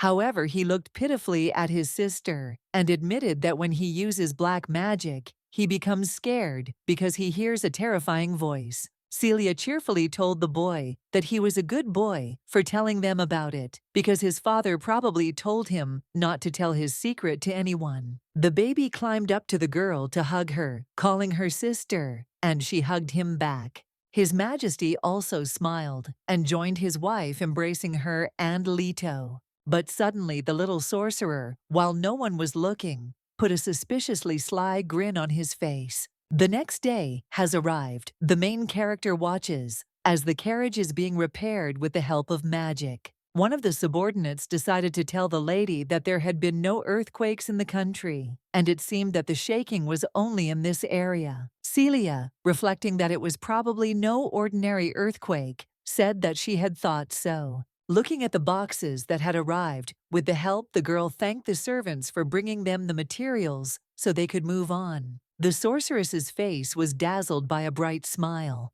and she told the men that all that remained was to repair the bridge. The subordinates blushed because they were pleased to realize that they could be useful to the princess. Suddenly, Celia remembered something, and handing the servants an envelope with a letter, asked them to give it to Russell. The protagonist believes that it is better for her to tell her best friend about Leto's father, so she chooses to do it in the form of a telegram. The servants, having taken the letter, promised the lady that they would definitely fulfill her request. Meanwhile, Helios, squatting down in front of the boy, advised him to be careful on the way home. He smiled happily and told the prince that he had nothing to worry about. His Majesty, looking closely at the young master's face, wonders if he really wanted to hide his black magic. But the man doesn't understand why he then used magic in front of his eyes to take the handkerchief while smiling strangely. The young heir told Leto that black magic was a dangerous thing, but if he needed help, he could always turn to him. The boy, affectionately calling the man his brother, thanked him for this. But suddenly, Leto, leaning closer to the prince's ear, mockingly whispered to him that he only needed his sister. Before Helios could do anything, the voice of a servant was heard nearby, calling the boy into the carriage because it was time for him to go home. The boy ran to the carriage, which greatly angered the already confused gentleman. A moment later, the boy was already setting off, and Celia was seeing him off. The young wizard's carriage flew across the sky, and he looked out of the window and joyfully waved goodbye to the heroine. Helios looked at the boy in bewilderment, and the main character waved back and wished him luck. The prince, without saying a word, angrily clenched his fist because he had not managed to do anything. Meanwhile, Leto is riding in a carriage with two subordinates who do not even dare to speak to him, maintaining perfect silence. Suddenly, the young man enjoying his favorite lollipop and looking at the letter addressed to Russell, says that Celia is very kind. He found the lines from her letter funny, where she asks him to help her. After completely incinerating the letter with magic, the boy says that she didn't understand one thing. It is he who must free her. Looking at the scenery from the carriage window, the protagonist thinks that Leto's father may be the organizer of the explosion. Although it is too early to draw conclusions, the girl understands that there is nothing good in this, because black magic has no place in this world. The lady decides that she must first find an informant in Siphos. The sorceress remembered that her husband wanted to tell her something about Leto, so she asked him about it. But Helios suddenly told his wife, in an irritated tone, that she should not get involved in this matter anymore. The princess was stunned by her husband's sudden aggression and stared at him in surprise. It was approaching evening, and the butler of the imperial palace of Siphos was already standing at the front entrance, awaiting the arrival of the newlyweds' carriage. The man is eager to see the couple, as he heard that their relationship in the Grimoire has improved. The servant hopes to see the prince smile for the first time in 20 years. At last, the royal carriage drew up, and Celia's foot immediately appeared from its doors. The princess and the prince got out of the transport, but to the butler's great surprise, their attitude towards each other was cold, and both of their faces were more dissatisfied than ever. The servant was very surprised and upset by this, but as expected, he modestly greeted the gentleman. The man glanced at Mary's maid and asked her what had happened, but she only shook her head in agitation. The heroine remembers that 3 hours ago, her husband asked her not to get involved with Leto anymore, and not to get involved in black magic anymore, because he could handle it himself. She asked him why, and the young man replied that there was something wrong with him, because the boy said that he only needed a sister. The girl asked if the boy meant that he wanted to play only with her. His Majesty replied that in that case he doubted that Leto would want to express it in such words. The sorceress thought for a moment and said that perhaps a demon could already be controlling him, and she and her husband needed to quickly reveal the truth. But Helios, suddenly frowning sternly, told his wife that she did not need to do anything. Celia countered that she was in fact the crown princess of Siphos and a mage of Grimoire, and she also had a duty to protect her country. The prince nervously replied that what was much more important was that she was his wife, and he as her husband had to protect her. The main character clenched her fist in excitement and wondered if this meant that while she was married to Helios, she had no freedom of choice. At this time, His Highness reflects on the fact that there is no evidence that Leto is dangerous, but his intuition tells him that he cannot be messed with. The man is very worried because he wants to protect Celia from danger, but he does not understand how to express his thoughts so that she understands him. Finally, the heir simply told the girl that he could not allow her to investigate this matter of black magic. The sorceress asked if this was an order, and he calmly and briefly said that it was. The protagonist, looking into her husband's eyes, frowned in disappointment and pursed her lips. After some time, the main character was walking along the corridors of Siphos's palace, talking about her problems. The girl thinks that she knows that Helios is actually a very kind person, but the lady doesn't like the fact that he is always trying to control everything and will still try to keep her locked up. Celia decided that she would earn money and divorce the prince, and she could investigate the black magic case while she was doing business. Suddenly, the sorceress meets an acquaintance of hers, Grid, who greets his friend kindly. The man told my lady that he knew that her creams were selling well. She, thinking that to some extent he was the only one she could rely on, said that this was so, and not without his help.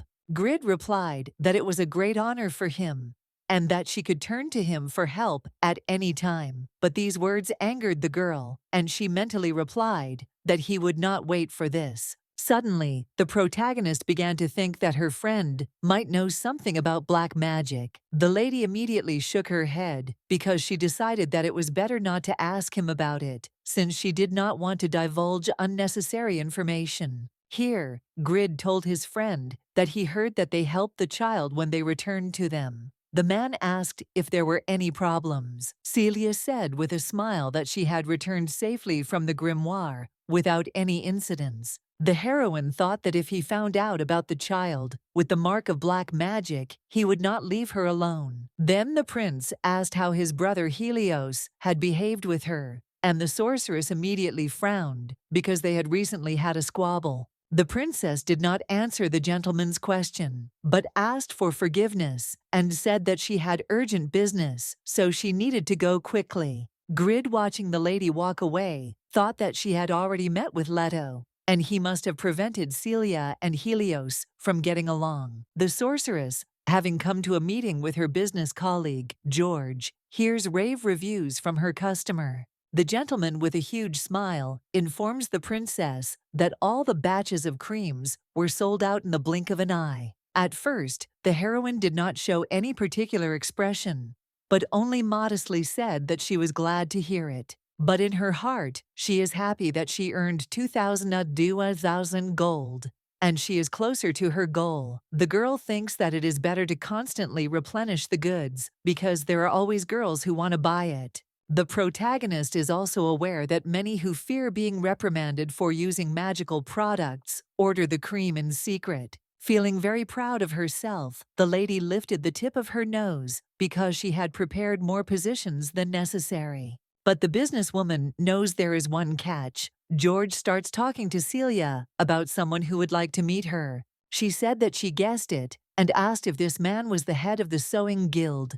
Count Grace, to which the man said yes. The sewing guild makes corsets, but more and more girls are turning away from them thanks to Celia's cream, and Grace wants to talk about it. The sorceress remembers that she wanted to meet the Count herself, but he beat her to it. The lady knows that if she does business with him, she will get more clients. Her Majesty believes that this may also be useful to her investigation. Celia tells the customer that they should meet as soon as possible, so she herself will visit the guild soon. But the man's unexpected statement left the girl stunned. He said that apparently the leader had already arrived at this castle. Meanwhile, Grace, a red-haired man in a burgundy coat and hat, standing at the foot of the palace, says that he can't wait to see Her Highness. The head of the sewing guild appeared in the room, elegantly removing his hat to the lady and apologizing for his sudden visit. She, smilingly extending her hand to the gentleman for a handshake,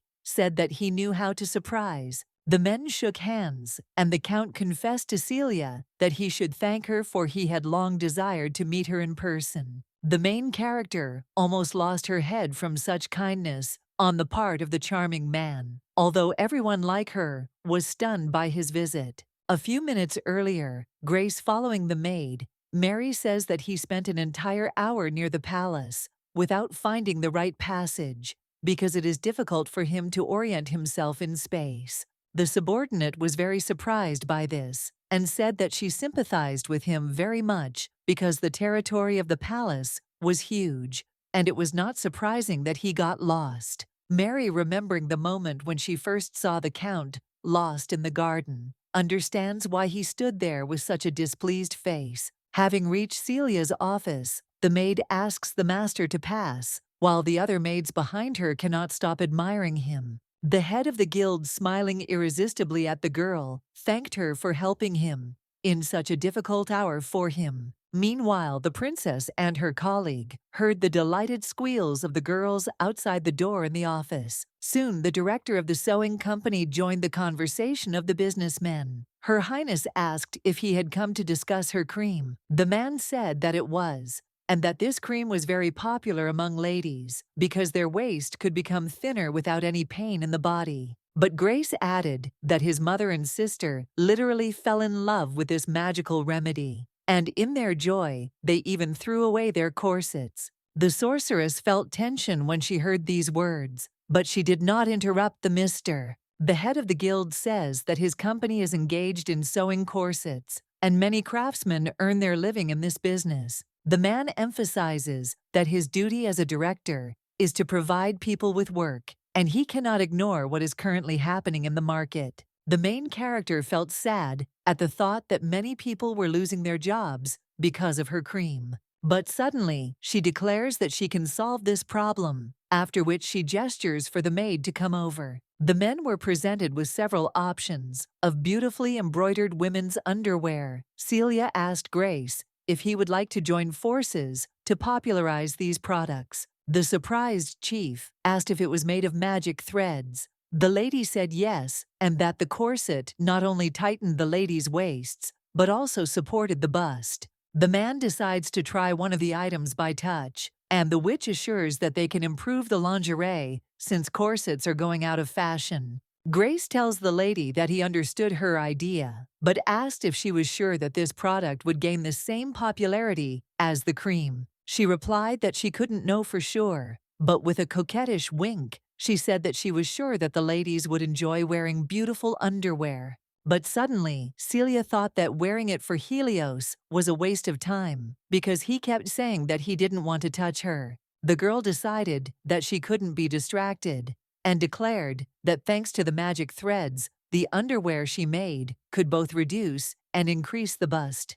At this point, George and the chief looked at the princess in surprise and asked what she meant. The lady explained that if a girl wears underwear that is a smaller size, her breasts will become smaller, and if she wears a larger size, they will become larger. The client told Celia that this was somehow illogical, since he had never heard of women wanting to reduce their breast size. The gentleman decided to ask the director of the sewing company his opinion, but he suddenly began to sweat and tremble. The head was embarrassed to answer, but Her Highness said that the product would be popular because girls with large busts were probably tired of the lustful glances of passers-by, and the product would help them with this. The princess added that the product will also be in demand among women who are subject to frequent physical labor because they also feel uncomfortable. George admitted that the idea sounded good, and the protagonist smiled sweetly. Turning to Grace, the sorceress said that the masters of sewing who work in his guild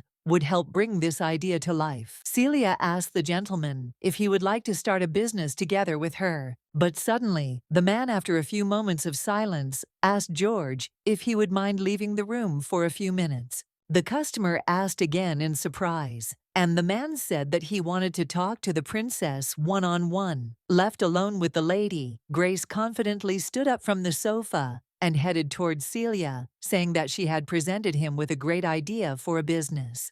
However, handing the girl one of the underwear, the man, with a frightening smile, says that he would like to see the effect of this underwear in action. The main character's stunned gaze froze on the man, and she quietly asked him again. Suddenly, the count began to unbutton his shirt, revealing a bandage wrapped around his chest, and the heroine, looking away in embarrassment, asked what he was doing. But the man, having taken off what turned out to be his wig, told the girl that he understood how shocked she was by his antics, and he asked for forgiveness for it. Taking off her shirt and showing off her feminine curves, along with her long silky hair, the leader admitted that she had been lying about her gender the whole time. Celia, looking at the guild director in shock, screamed because it was actually a girl. Grace, putting on a larger bra, wonders if her breasts will really get bigger if she wears lingerie with magic threads. The lady was absolutely delighted when her curves actually increased in size.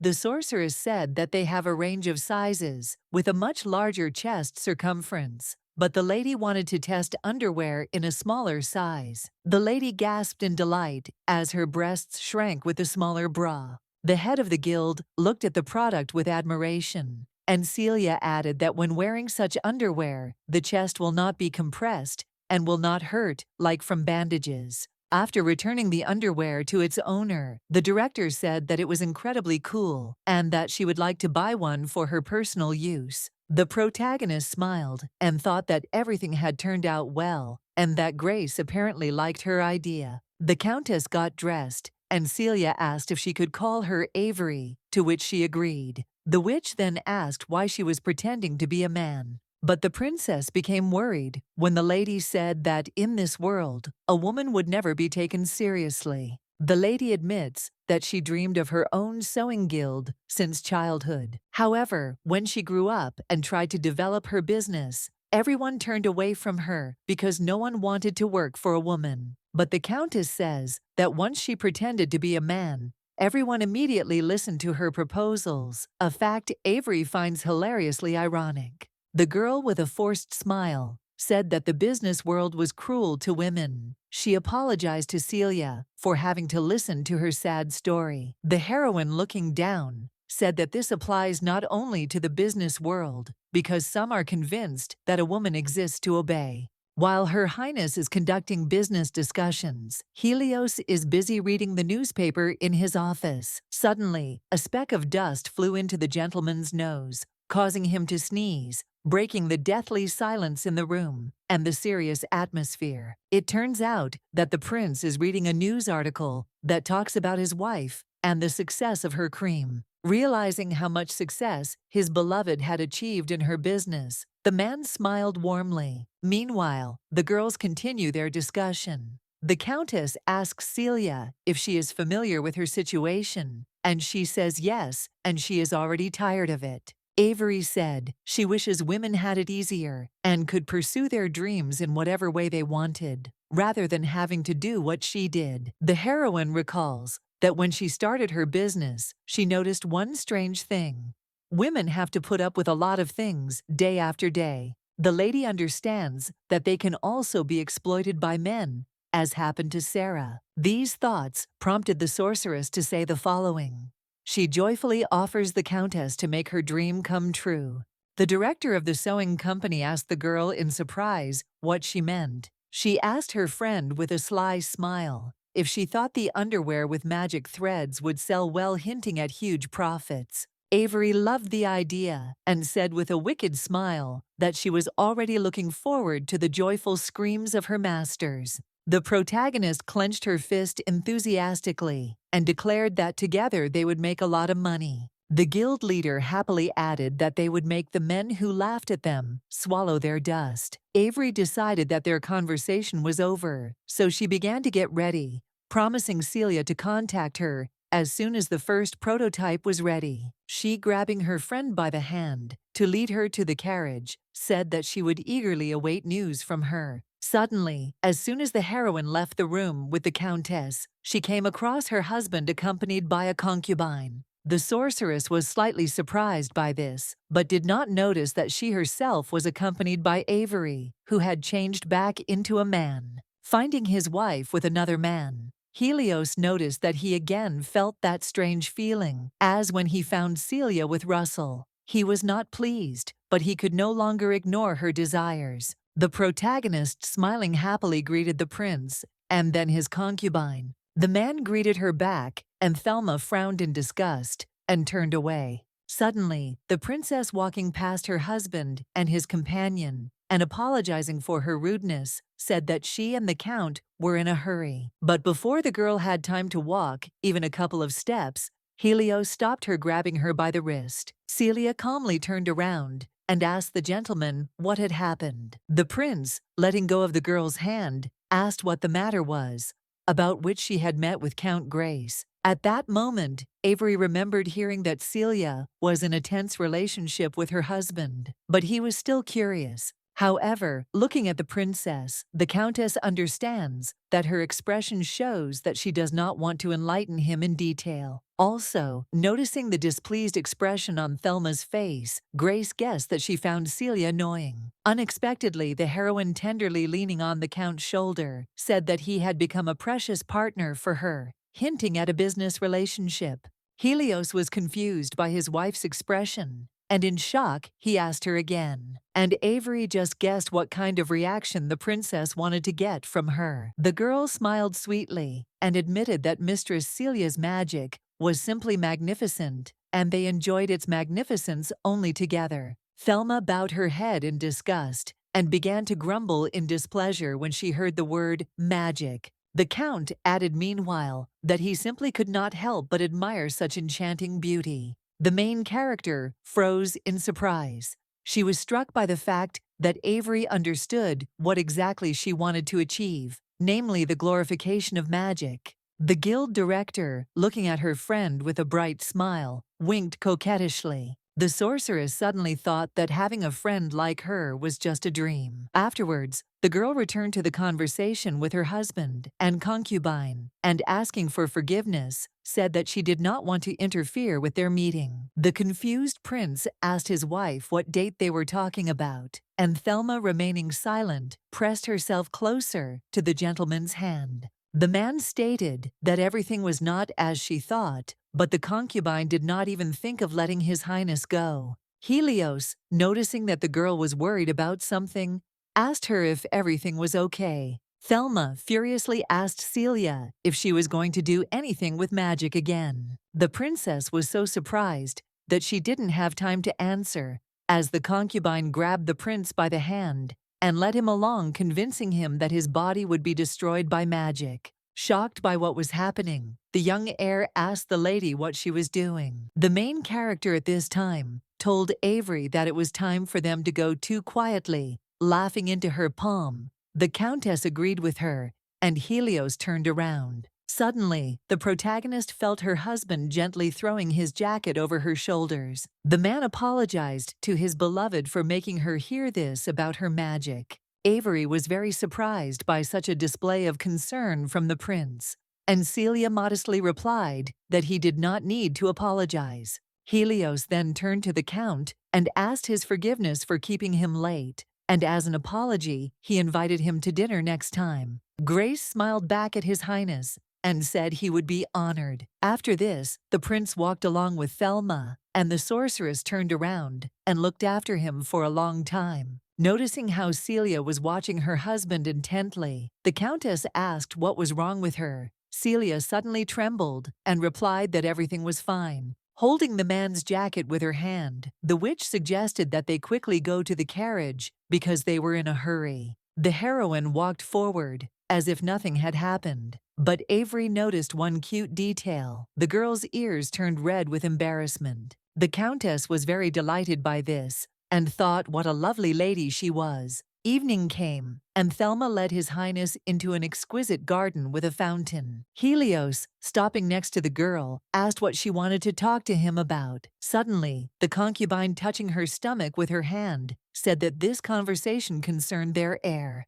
The girl told the prince that while he was away, the empress had called her to her. The queen sternly asked Thelma when she would be able to see her grandson. The concubine told the prince that since they were not going to share a bed with each other, there could be no talk of an heir, but with each passing day, it became more and more difficult to hide this fact. Helios remembered that he had long wanted to tell her something about this, and suggested that she break their concubine contract. The lady waved her hand and said she was fine with it, but on one condition. The man asked what that condition was. Thelma maliciously asked him to forbid Celia from running her magic items business in exchange for terminating the contract. But the prince calmly said that he refused to do this, to which the girl stated that in that case, there could be no talk of terminating the contract. 6 months ago, Helios and the concubine were talking over a cup of tea, and the lady asked the prince about when the empress would calm down about the heirs. Madame asked if he had inquired about this with the crown princess, and he replied that he had not. The young man admitted that he thinks that she doesn't even think about having an intimate relationship with him, so he doesn't even want to discuss it with her. Thelma asked the man in disappointment if maybe he should talk to her about this topic, but the girl did not say anything more because she thought that this would only benefit her, and while she was here, she would not allow Celia to do whatever she wanted. Time has returned to the present, where the concubine furiously tells Helios that if she leaves this place, the entire kingdom will be engulfed in vile magic. But His Highness declared that his wife would never allow such a thing. The girl trembled at such words of the prince. The man admits that he realized this when he arrived with her in Grimoire. Celia always puts other people's interests above her own, and even when she first arrived in Sifos, she thought of others first, for example helping wounded soldiers. But Helios understands that he limited her in everything while she was in the country of her enemy, and while her heart was oppressed by loneliness. The heir clenched his fist because he realized that his wife was caring about his state,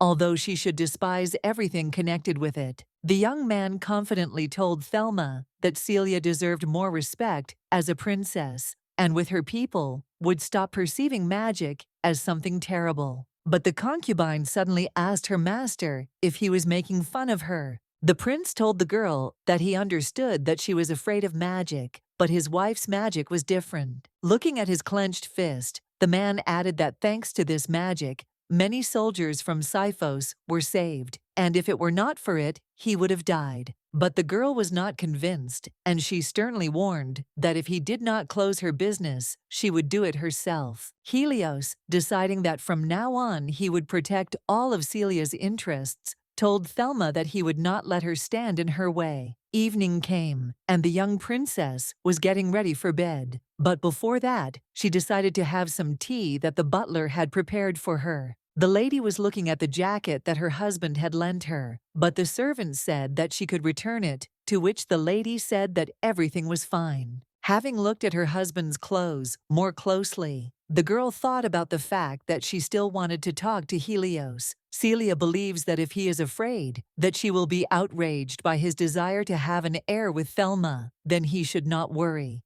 But the princess understands that if they are still threatened with divorce, then it is worth discussing black magic with him in more detail. The sorceress, gently stroking Helios's jacket, thought that she also wanted to express words of gratitude to him. But suddenly, the heroine noticed the blue flowers in a vase that were standing on the table, not far from her. She remembered that this was a bouquet of elderberries that she had given her husband a few days ago. Here the butler told the lady that ever since His Highness returned from the Grimoire, he had been looking for a way to prolong the life of these flowers. Celia was so surprised by this that she asked if it was true, but the subordinate smiled and said that he had probably said too much and asked the lady to keep what he had told her a secret. The girl fell silent in amazement, and the man served the girl hot tea as if nothing had happened. Looking at the bouquet of elderberries, the protagonist thought that it was a simple gesture,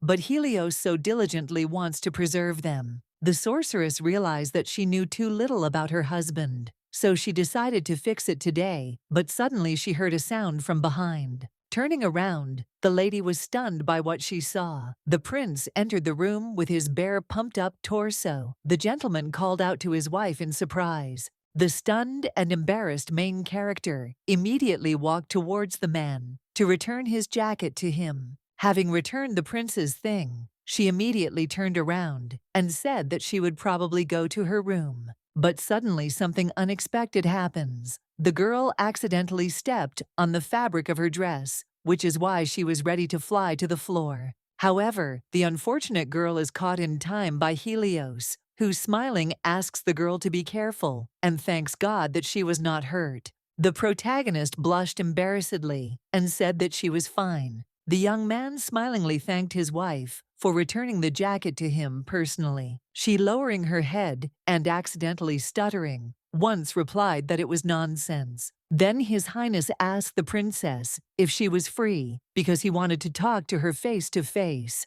The lady agreed, and after a while she was already sitting on the sofa, sipping wine, waiting to start a conversation with her husband. However, after tasting the alcohol, the sorceress was suddenly surprised because the taste seemed familiar to her. She asked Helios about it. The prince's answer surprised the girl. He said that he had seen her and her father enjoying this wine while in Grimoire, so he decided to buy it before leaving. Celia, feeling strange after the man's words and blushing, thanked the gentleman. But the next moment the princess, confidently placing the glass on the table, thought that she needed to pull herself together and discuss black magic with her husband. Helios was the first to start the conversation. He confessed to his wife that he had imposed his feelings on her and forced her to obey his word as if it were an order, but now he understands that he shouldn't have done that. But the gentleman added that he did this because he did not want to put his wife's life at risk. The prince told his beloved that he wanted her to understand him. Her Highness was surprised by her husband's confession, and she stared at him in surprise. The girl suddenly decided to admit that his orders irritated her quite a bit. These words wounded the young man to the very heart. The sorceress added that she understands what prompted these actions, but believes that it was irresponsible to put people at risk for the sake of her safety. Unexpectedly, Helios smiled and told his wife that he expected her to say that. The young lady was stunned by the man's words and asked what he meant.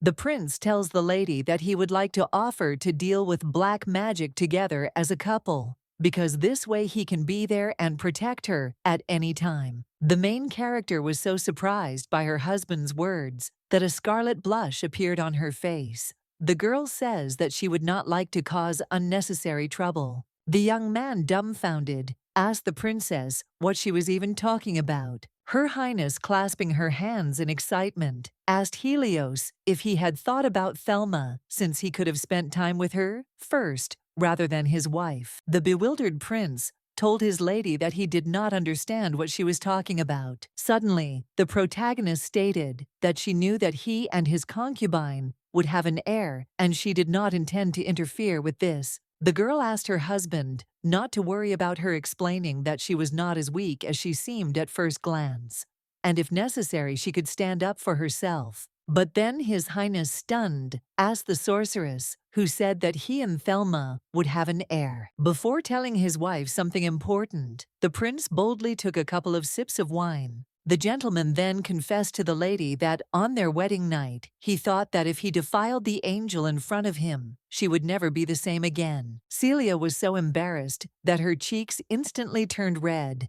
and the girl herself looked away. Helios confessed to his wife that the empress was very persistent in her desires, and therefore he could think of nothing else but to ask Thelma for advice. The heroine, menacingly slamming her glass on the table, thought that is, he did not want to burden her with conceiving a child, so he turned to the concubine. The witch furiously asked her husband if he understood how selfish his actions were, and whether he even thought about Thelma's feelings since her beloved approached her about such a matter. The confused man tried to tell the girl that she had misunderstood. However, desperate, Celia added that he didn't even think to talk to her about her feelings. Tears appeared in the princess's eyes, and His Highness sat down closer to her and asked for forgiveness, wanting to calm the lady. The gentleman wanted to gently stroke a strand of his wife's hair and say that she was absolutely right, but the lady pulled his hand away from her. The lady asked the prince angrily if he thought he could appease her now.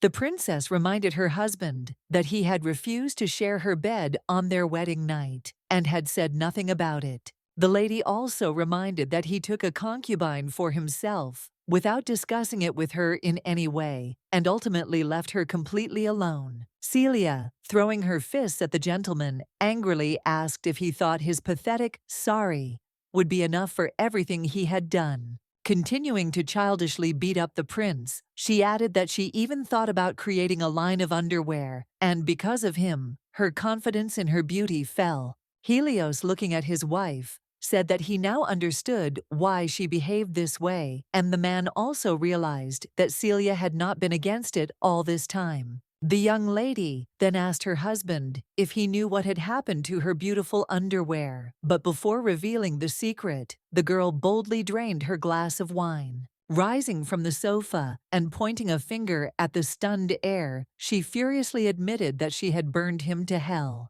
The lady maliciously accused her husband of not understanding a damn thing about a woman's heart. The young man, thinking that he really knew nothing about Celia, gently touched the tip of her finger, causing the lady's hand to tremble slightly. The man told the girl with a smile that from now on he wanted to know everything about her. The sorceress, having calmed down and sat back down on the sofa, asked if he would leave her if she told him. Helios, stroking the girl's palm, replied that he would never do that. The young heir smiled and added that he could not even think about such a thing. But the heroine, suddenly calling Helios a liar, said that at the moment of her torment before death, he had not visited her chambers once for a whole month. The man was seriously surprised by his wife's words, and asked what other death she was talking about. The protagonist suddenly came to her senses and, apologizing to the gentleman, explained that she had simply had a bad dream. But suddenly the girl's inner voice asked Celia why these concealments were happening, since she herself wanted to tell him a lot. The main character, looking at the confused Helios, thought that everything was so, because it was because of him that she spent 10 years of her life in torment. When the sorceress had not yet been reborn and was in her 10th year of marriage to the prince, she secluded herself in her room and decided to read a letter from her father. In the letter, the father congratulates his dear daughter on her birthday and sends her best wishes from his distant country. In the message, the man hopes that everything is fine with her and the prince. Celia immediately remembered what had happened to her recently. She was walking down the corridor, accidentally meeting her husband and meeting his gaze. The girl assumed that he would at least say something to her, since it was her birthday, but the prince simply turned away from her and walked on. Now the lady frowned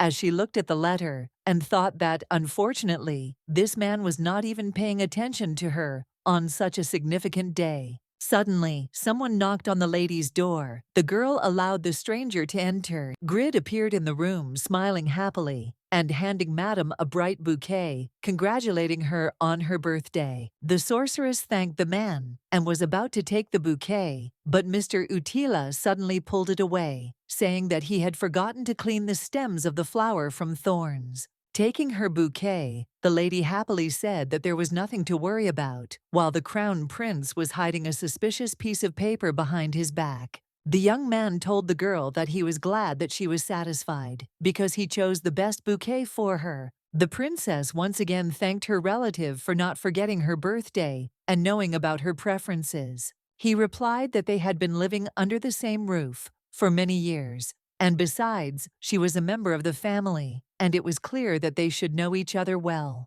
The protagonist told the man that he was absolutely right, but she herself thought that Helios did not consider her part of his family. Grid, having examined the girl's room, said that his brother apparently had not visited her this year either, to which Celia replied that this was so. The man sighed at how insensitive Helios was, but the lady admitted that she was already used to it. Suddenly, the sorceress flinched when the master told the lady that his brother seemed to see her only as a tool, and that must be annoying. But Milady decided not to show it, and decided to quickly put the bouquet in the vase. However, as soon as the lady passed by the window, she saw her husband on the street who was busy with work. The girl decided to watch him for a while, but unexpectedly met the prince's gaze. Then Grid approached the lady from behind, and with a suspicious smile on his face, he told the princess that she should let go of thoughts about her husband. The protagonist realizes that despite their marriage, Helios perceives her as a stranger, and even on the day she met her doom, his attitude did not change.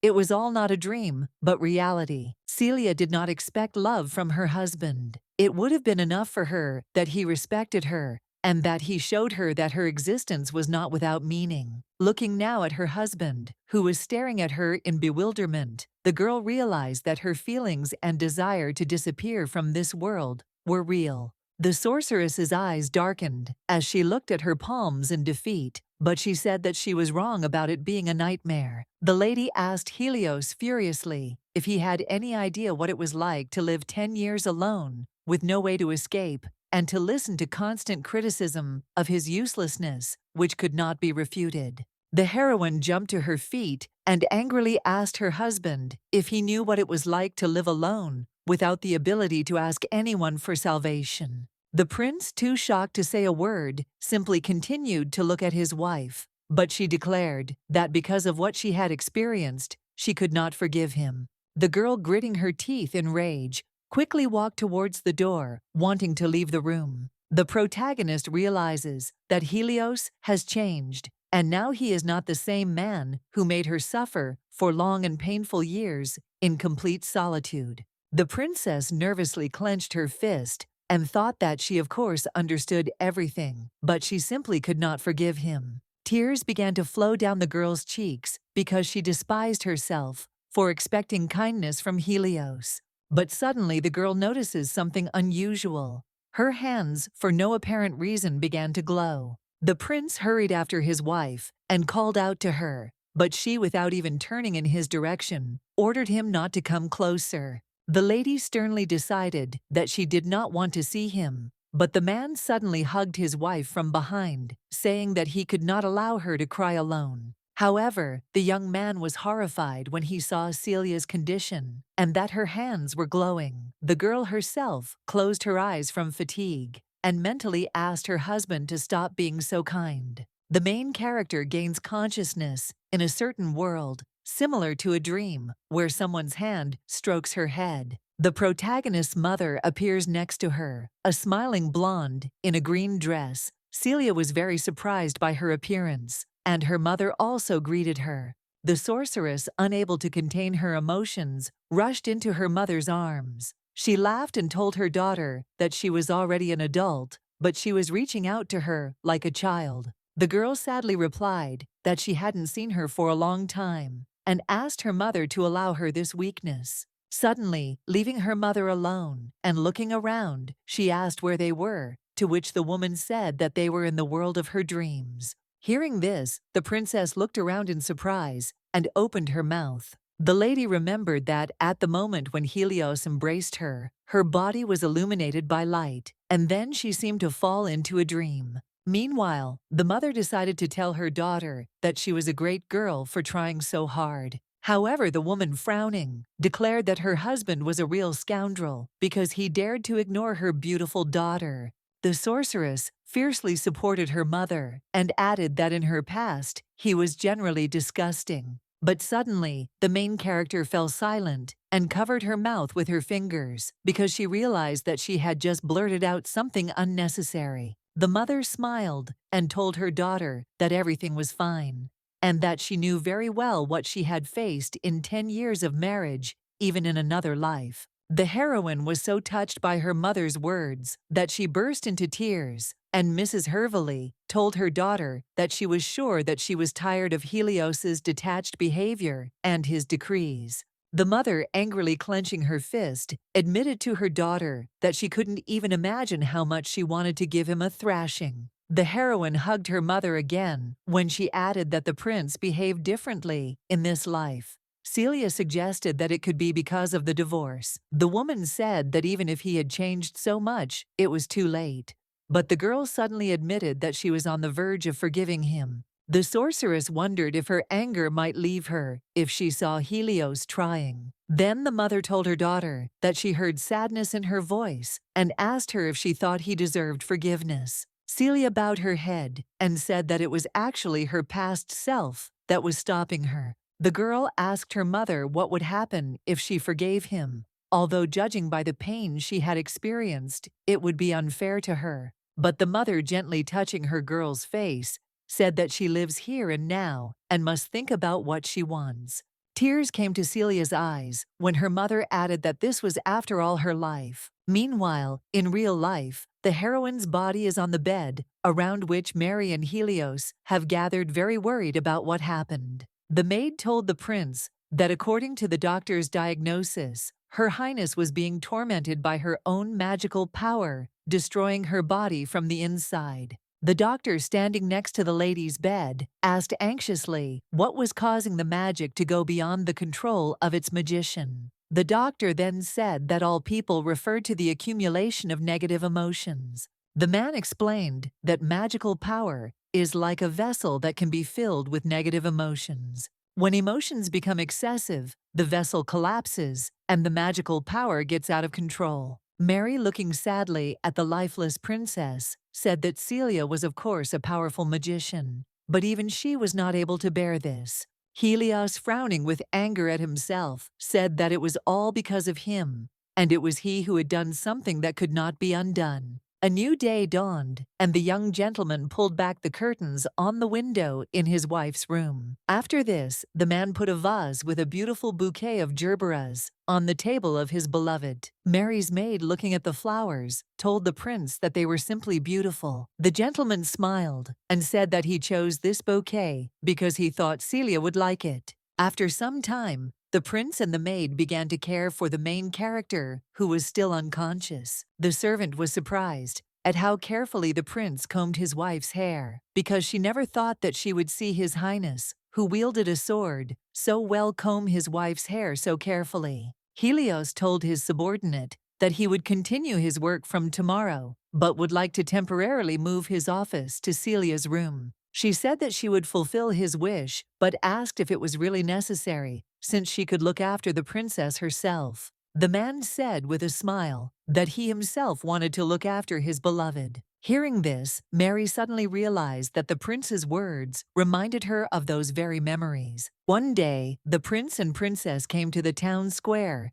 to take part in a ceremony, but suddenly the sorceress became ill and fell to the ground. And the maid, while the other servants began to whisper excitedly about how no one knew how to help the victim, rushed to her mistress. Running up to the prince, who was holding his wife in his arms, the girl asked him to give her everything. Mary explained to the gentleman that it would be easier for him, since everyone at the ceremony was waiting for him. But suddenly, Helios, taking his wife in his arms and rising to his feet, resolutely replied that he would sort it out himself. His Highness, noticing that the maid was deep in thought about something, asked if she remembered that ceremony. The girl asked in surprise how he knew, to which the man said that Celia woke up in tears that day, and he couldn't even console her. The prince admitted that it was too late for him to regret such a thing. But here is why he no longer wants to leave his wife alone. Day after day passed, and the sorceress still did not regain consciousness. However, Helios did not forget to regularly renew the flowers in the vase for Celia. The gentleman also never neglected to court the heroine. He combed his beloved's hair every day. The sick woman was not forgotten by her friends either.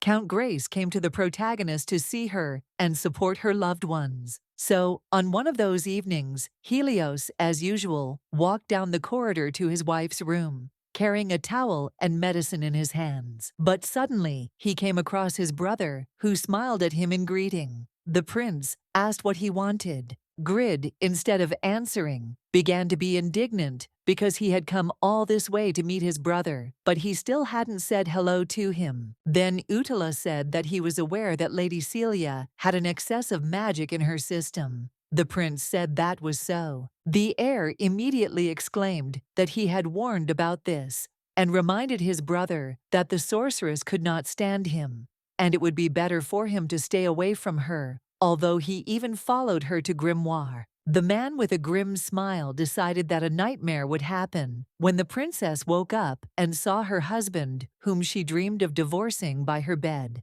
The young heir did not interrupt his relative, but only listened to him, without taking his wary gaze away. Grid told the prince that he could take care of Celia himself, and he could go about his business. But suddenly, Helios, frowning, tells his brother that he only believes the words of his wife, to which Mr. Utila turned around and, waving his hand, walked on, telling the prince that he would remember his words when he brought his wife to tears again. Arriving at the main character's chambers, His Highness placed the towel and medicine on the bedside table, not taking his eyes off the sleeping sorceress. He stroked a strand of the girl's hair with his fingertips and thought that it didn't matter whether Grid was right or not. The man is convinced of this because he understands that all this time he has been avoiding Celia, thinking that he only causes her anger. And this led to her fearfully asking her husband if he would leave her, although Helios had given her his promise to do so. But suddenly, while the prince was busy with his thoughts,